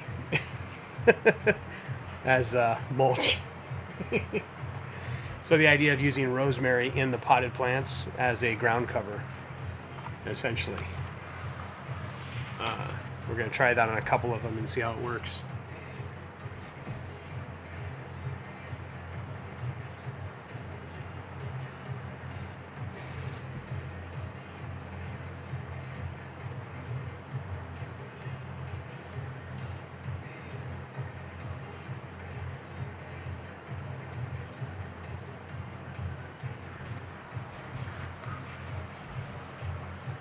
Is your street super busy? Nope. I don't have much of a front yard. Most of our house is weird. Our house is like a, let me see. Here's my house, my property. So like if this is my property line and this is the sidewalk to the street,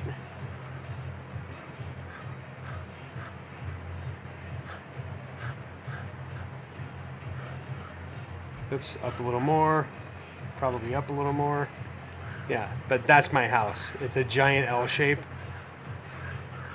And this is my garage, so this is literally all driveway. That is all driveway. We have this little area with an obnoxious tree here. I will actually say this is probably more the sidewalk right there, so this would be where the tree is. But anyway, so we have this obnoxious tree. It's that gum tree that just shits all over my lawn, and it drops those balls that I hate. There is a big... This is the area where the guy who used to own the house had his RV parked, but it's on... There's soil. This is where we're growing all the nasturtiums right now. And I'll be throwing some marrow out there later, some marrow seeds, whatever, to try and kind of leach some of the bad stuff out of the soil. Because there's some areas we're pretty sure have toxic soils. So we're going to use the marrow to kind of leach that out of the soil and then throw that away. We're not going to mulch it. We're going to chuck it. Probably for like 2 seasons. And then, yeah, so this is my studio area. There's this whole south end of the house, and then this is the living section of the house. And then the backyard is just a small strip, about as wide as the house, honestly. So not a huge yard. Mallow, that's it. I keep saying the wrong thing. Yellow mallow.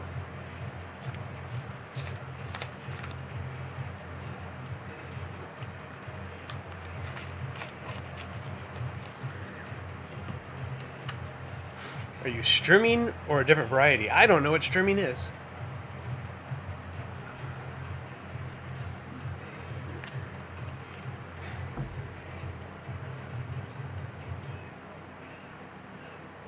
I'm just using the rosemary I picked up at Home Depot.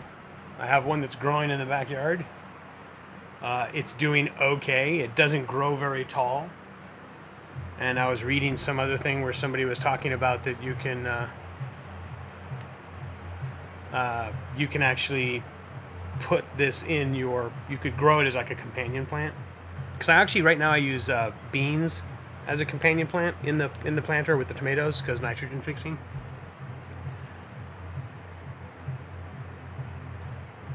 And I've also got some basil in a couple of tomatoes as well, because evidently the basil keeps away bugs, I guess. I don't know. My big basil wouldn't be able to tell you that because it's the tower basil I have had all kinds of fucking bugs on it. In fact, I found a leaf cutter the size of my fucking index finger. It just was trying to clean off, I was pruning and cleaning some stuff, and there's something, this giant just fucking leaf cutter goes thunk, falls on the ground.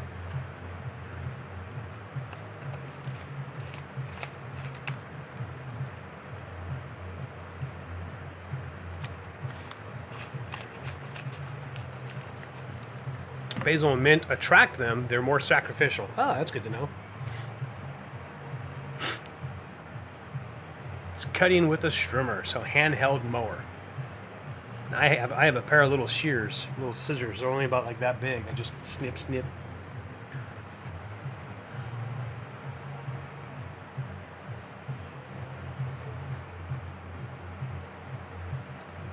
Oh yeah, we're not worried about traffic. We live not on a dead end street, but I would say we probably get 6 cars a day.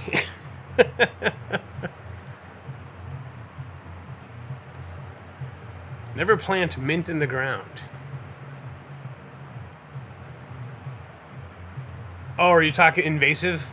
Yeah, we have stinging nettle out front that grows naturally, and I keep trying to kill the shit, because if you don't, it just goes crazy. I've been half tempted to like actually put it in a pot, maybe, and grow it that way, but yeah, I don't put mint in the ground. I put rosemary in the ground. That's it. But yeah, we have stinging nettle is great for tea. It's horrible for wearing shorts, but it's great for tea.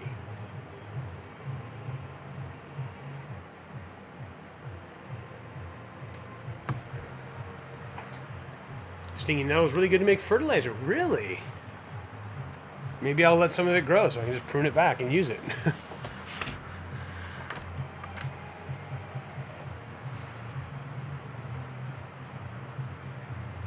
Yeah, that's actually my next kind of project. Is I've got a compost pile outside. We've kind of been cultivating for a few months. I've flipped it a couple of times. I don't see worms. So what I'm probably going to end up doing is actually building a worm bin next.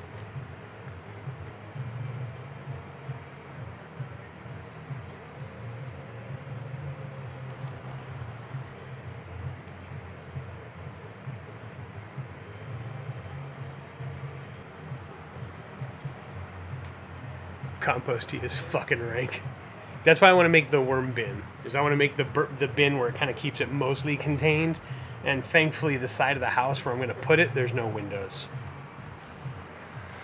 So the north side of my house, it's cooler than the south side, obviously, because I'm in the northern hemisphere. But also it has no windows, so seems to me that would be the perfect place to put up a worm farm.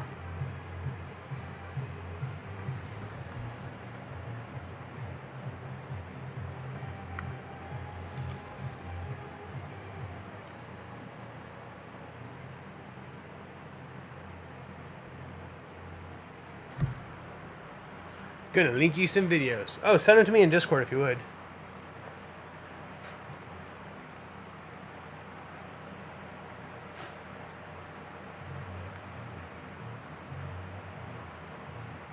Oh, okay, cool. Yeah, I have, I built like these big compost pile stalls. So I used a bunch of pallets basically, and we have a giant, our neighbor to the north of us, their property is about 5 feet higher up than ours. So there's a big concrete retaining wall separating our properties. And so I built up against that is where I actually put my compost piles. So I technically have two. So we have one that's active and one that's just kind of, sitting there kind of just doing its thing. So the active one is the one that we actively put stuff in. And the other is the one we just have sitting there doing its thing.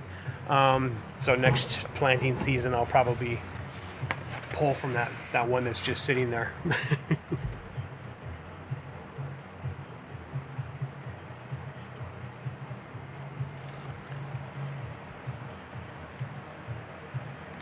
Because stomped in Path of Exile from typing.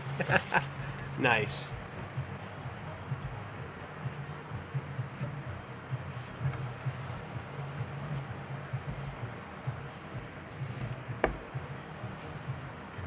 Okay. Give me 1 second. I'm going to grab something from the other side of the studio.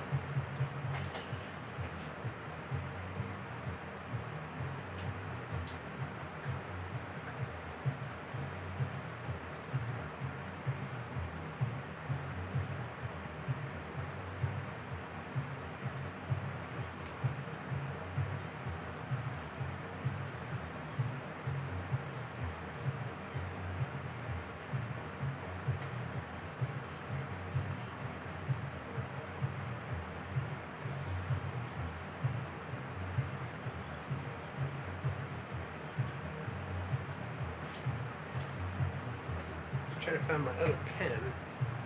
I don't see it. I've got one more of these pens floating around. Thought it would be the other stuff, but it's not there. Had about 50 monsters jump me. I compost in the same beds. I grow at the same time to keep bed warm weeks early, and it sustains a week later. I compost in the same beds I grow in at the same time. So I'm assuming the temperature of the composting prevents like early frost.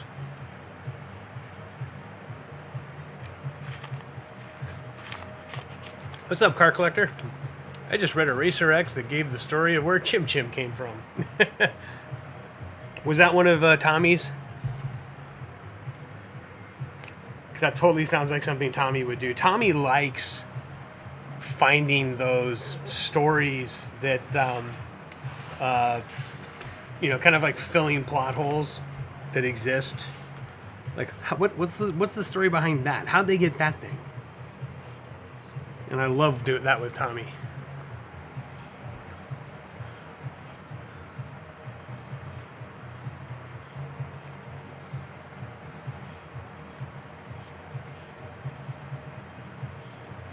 Yeah, mine is like I said. We have we're in that area where it's pretty much perpetually. You know, we average like 70 degrees year round, pretty much. Right now it's freaking ball sweat hot out there, but other than that, pretty nice.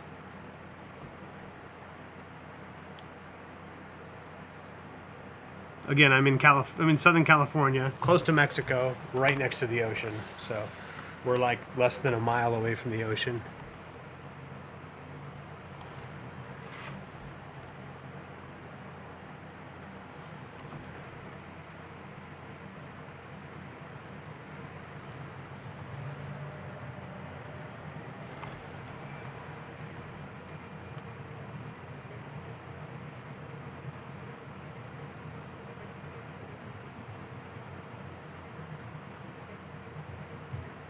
Oh, there we go. So I'm not, frost usually isn't an issue here. And like I said, we're growing, I use indeterminate tomatoes because, I don't like having all the food come in at once. We're only a family of 3. So having it spread out actually works a lot better. But right now I'm trying to get my kid to freaking take up canning or something. Because we have so many banana peppers. We had a banana pepper yesterday that put both of us down. The thing was so fuck. So banana peppers, the longer you leave them on the vine, the hotter they get. And I've never had a banana pepper that was just all like, oh my God, that's so hot. Never. So, until yesterday. And we had these banana peppers. We were taking so long to use the banana peppers, I was like, fuck it. We're just going to leave them on the vines. And so I left a bunch on the vine.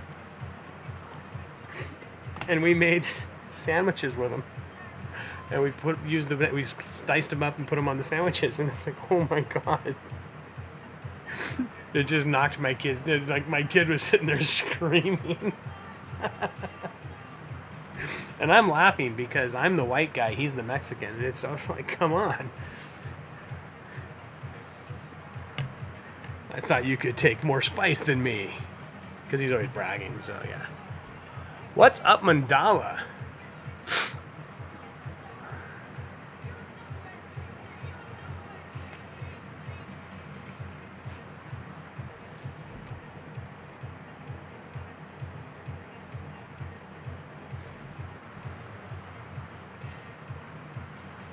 Yeah, let me know if that Lestat still has air conditioning. I need a banana pepper plant. Oh, they're awesome. I actually diced them. I diced up a couple of the ones that were just ridiculously hot, and we spread them throughout the garden. I want to see if they keep things away.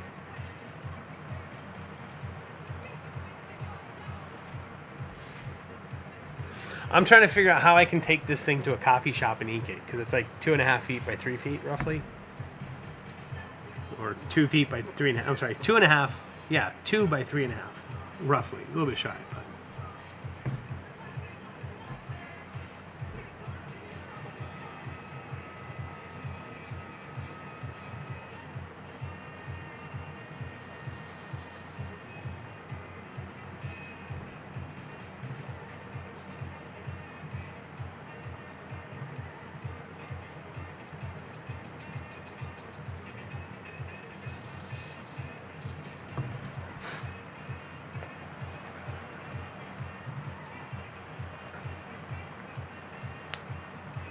Unless Cat say something. Oh yeah, no, I diced them, so they're not. I didn't. They're sliced open. So yeah, there's little circles of peppers all over my yard now.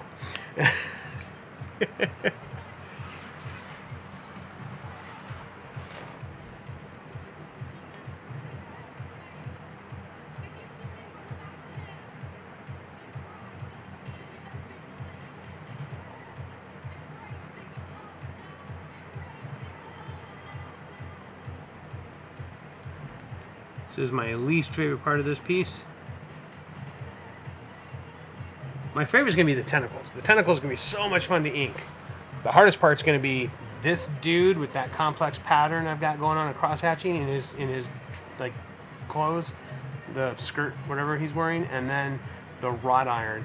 And then that's why I'm going to be using a white pen to kind of outline the top edges, because you're assuming your light source is there.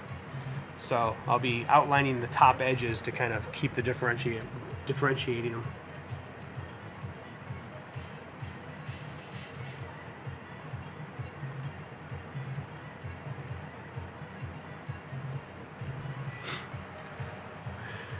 That'll do it. Sweet.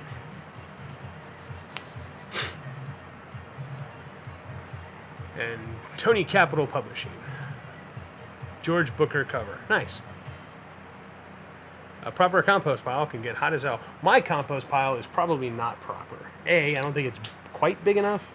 Or at least, it's big enough now, but it's not like it was big in the beginning. Like, I didn't dump a huge shitload of grass shavings and stuff on it. I mean, it's literally been like, I walk outside, I throw my coffee grounds in the thing, I go back inside. The next day, I go outside and I throw more coffee grounds in it. So it's like half coffee grounds right now, probably. But, go out there, throw banana peels. We prep dinner or something like that, and I just go out there and throw the stuff in the pile. And then every once in a while, I rotate it. Like once or twice a week, I'll flip it. I've never once flipped it and had steam come out.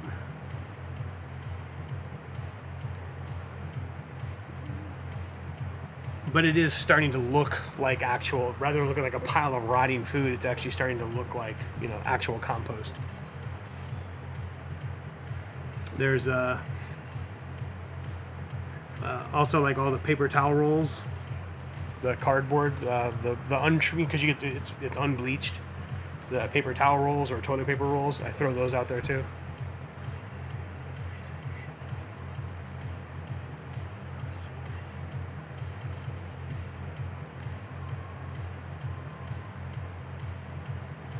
And if I get boxes like from Amazon that don't have a bunch of ink or something on them, I'll cut those up sometimes and throw them out there too.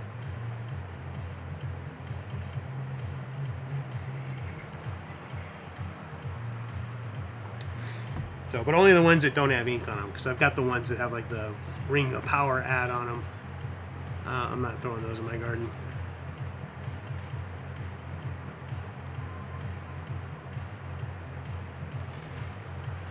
You can use Amazon. Exactly. That's exactly what I use. I'm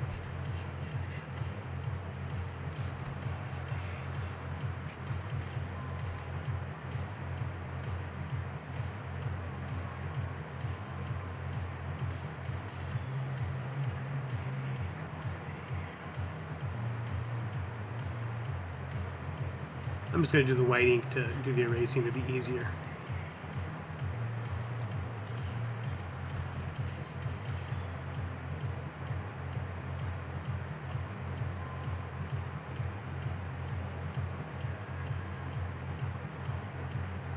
Hey Mandala, you decided on Lightbox Expo or not yet?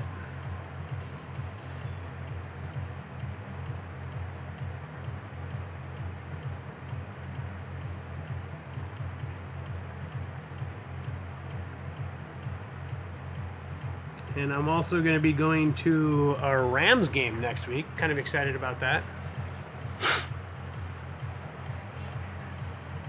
Rutford's. What's Rutford's?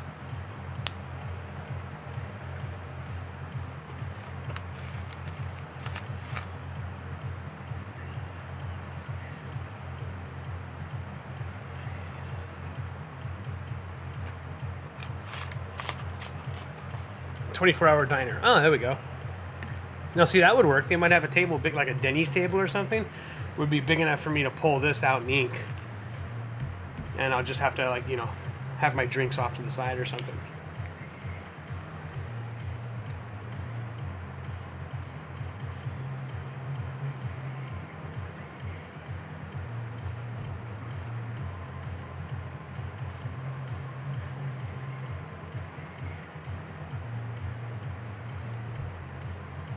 But yeah, if you go to Lightbox Expo, I got a hotel room, and I'm also renting a car, so I can drive you up there too.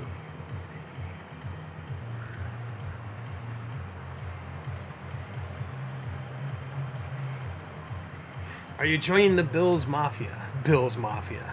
No, I'm actually more of a Rams fan. But I'll be there with DC in his Zubas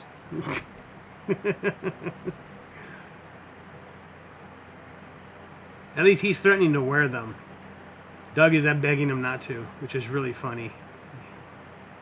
He's like, nobody's going to care if you show up in a Bills jersey. Nobody's going to care if you show up dressed in Bills apparel. Because, you know, California is really kind of just such a big mix of everybody. Everybody's a fan. Like, you know, there's Cowboy fans out here that show up at the games. So nobody really cares. It's like, you can support another team. Nobody's going to judge you for that. But you show up wearing fucking Zubas and they're going to be like, what the hell is wrong with you? What subspecies are you? Take a picture.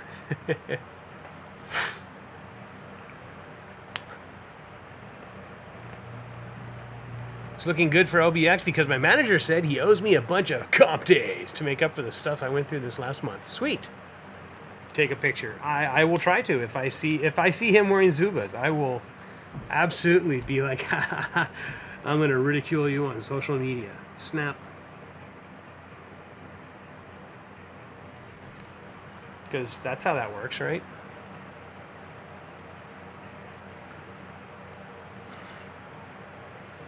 There was a time when the whole Raiders fan culture got intermixed with the 90s gang violence scare. Oh, yeah. Didn't Dodger fan kill somebody?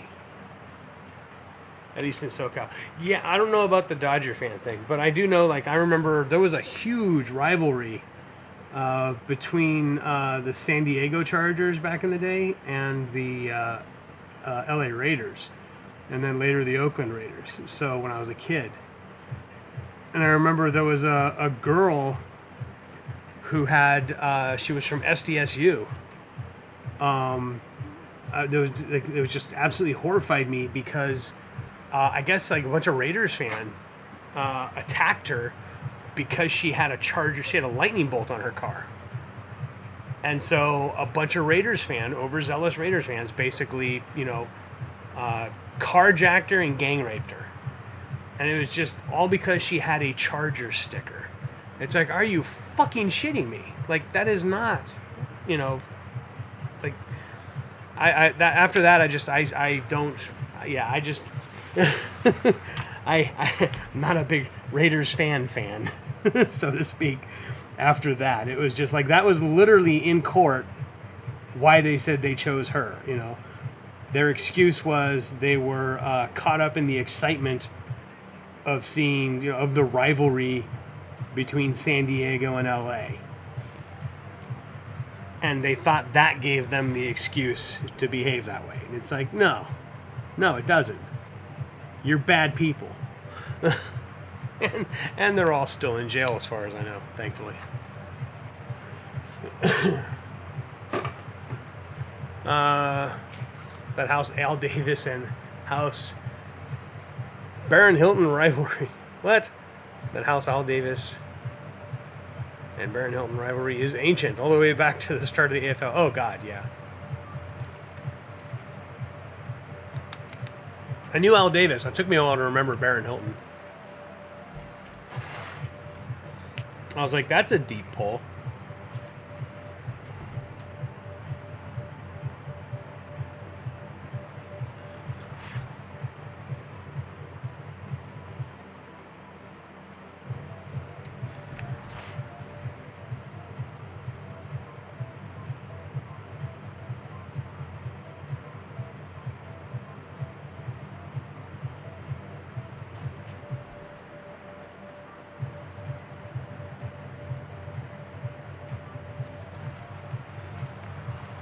Back when they were from Los Angeles. Yeah, that's...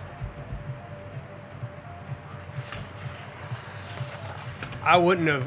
yeah, that's too old of a reference even for me.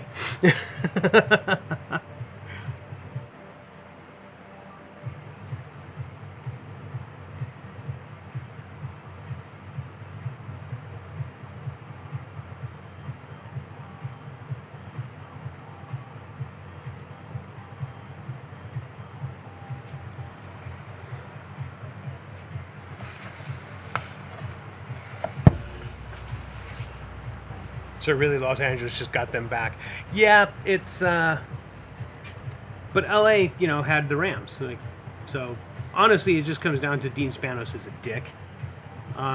He had no intention of keeping the Chargers here. He just wasted everybody's time and money for years. And as much as I was a Chargers fan as a kid growing up, I absolutely lost my love of football because of Dean Spanos. So it was only after Doug started taking me to the occasional Rams game that I was kind of like, kind of getting back into it a little bit.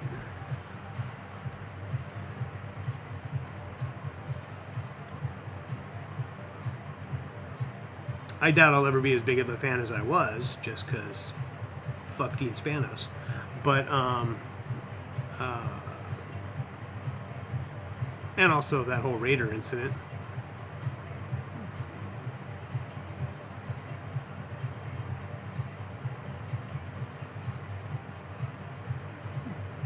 And let's face it, I really prefer, I like watching games live at the game. That's always fun, because you have, the energy of the crowd and stuff like that. That's amazing. Even if I'm watching a cricket match and I have no fucking clue what's going on, it's fun to be there with the crowd, with the audience. But my favorite is still playing the games. I would rather be on the field playing a game of football than watching it. But obviously I'm not qualified to do that in the NFL, so.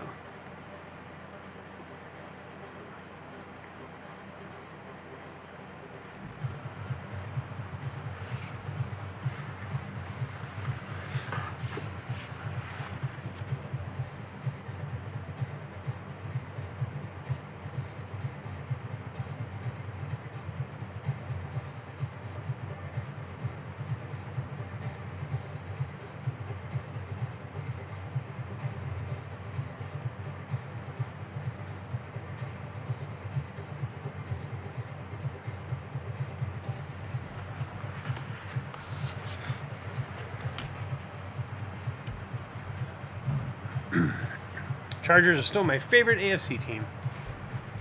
Again, I would probably be a Chargers fan still if it weren't for Dean Spanos. It's one of those things where I hate, I hate really greedy people, essentially. It's like, you're rich enough, you have enough money, The city was giving him everything he wanted and more, and every time they gave in to his demands and gave him what he wanted, he would ask for more on top of that. And I was just like, you know what, fuck this guy. So, and then he really pissed me off with that San Diego Convention Center proposal thing.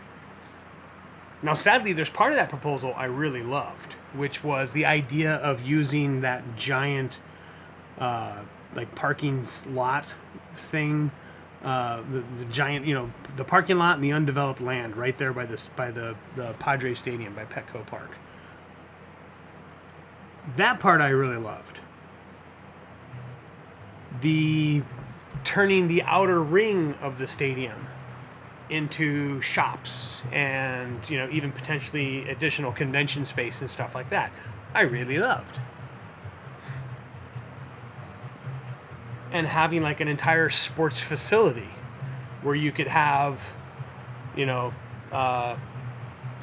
Cup soccer and baseball and football, and possibly even they were talking about using part of that area to actually build a new sports arena so we could have indoor sports like hockey as well in that same area, because that's where the trolley hub is. So it made sense that every single trolley from all over San Diego goes into that one block area. So that would have been pretty badass. I was all for all that. Where I got mad was when he then tagged on that when they were like, yeah, this is a good proposal, we might actually use this. He then suddenly was like, and we'll put a measure on the ballot that basically pulls all the money from the convention center expansion and uses it for the stadium, and the stadium will become the new convention center. And it's like, can you imagine trying to hold a Comic-Con on the field of a football stadium? No, that's what he was proposing. It was stupid.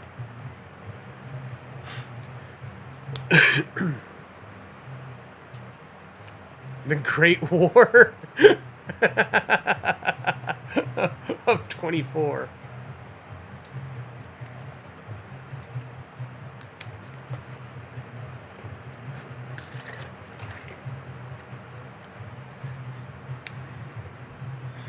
The funny thing is that joke only works because of the Roman numerals.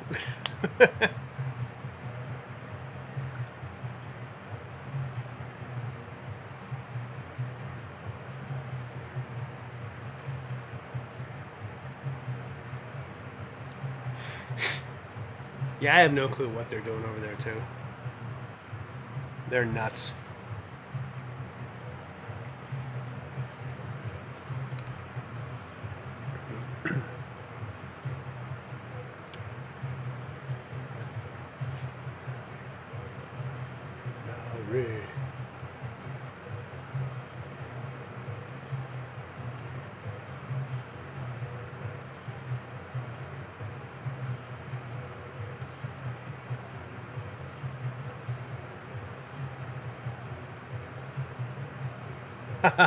Okay.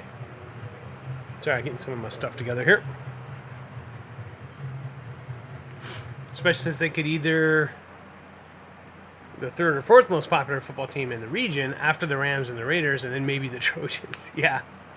Well, it was just weird, you know. Again, it was. I don't know why, because they kept demanding they wanted their own stadium, and it's like, okay, we'll give you your own stadium, and it's like, you know, again, they kept giving in to all of the demands, and then finally it just got to the point where people were like, "Fuck you, go away."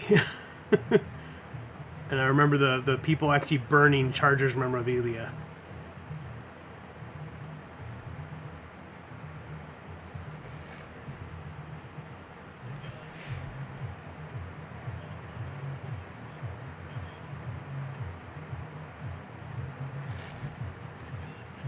Hey Mandala, in a little bit we're going to be rating DCD Collects, but I'm going to keep drawing if you want to hang out in Discord and chat afterwards.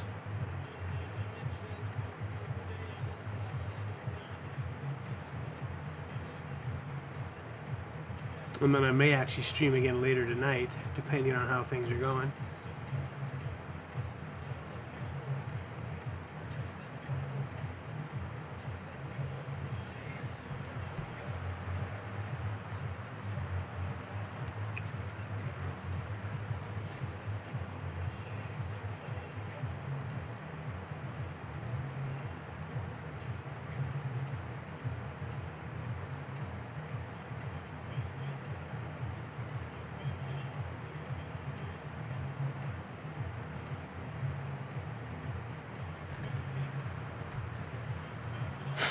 Might have another half hour of coding, and then I can draw stuff with you. Perfect. And like I said, next week I will be up in LA. I think it's Thursday for the Rams game, and I'm assuming there will be no DCD Collect stream that night.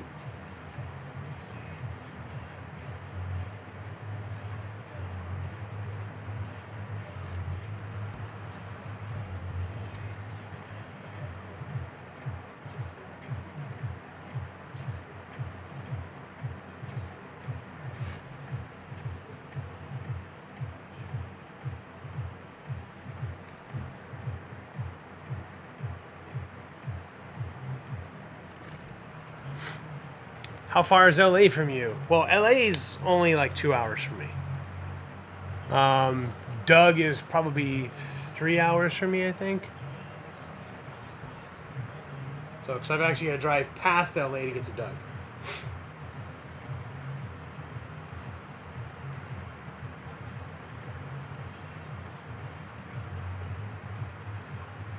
So, yeah, Doug is 2 hours and 52 minutes in traffic. So yeah, he's 3 hours away from me.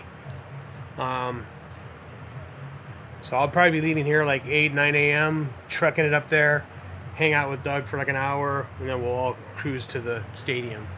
But anyways, I'm going to raid DCD Collects now, because I promised them I'd raid at 6:05. And again, I may stream later on tonight with more inking done on this, which will work out, because it'll let me get some of my stuff done. But everybody, thank you very much for hanging out. And again, I'll be doing some of the finer detail on this. So hopefully when you guys log in, if I stream later, if you guys log in, you'll see more. Hopefully he'll be done. I would love to have him totally done and inked and moving on. But I do want to pull out, and I should finish that sentence before stopping for breath. I want to pull out some of my inking examples from Joe Weems on his David Finch stuff. So I may pull some of that out, because I kind of want that Finchy kind of look to this character. But anyways, I digress. Let's go hang out with DCD Collects. I'll be back later tonight, most likely, and I will catch you guys later. Good night.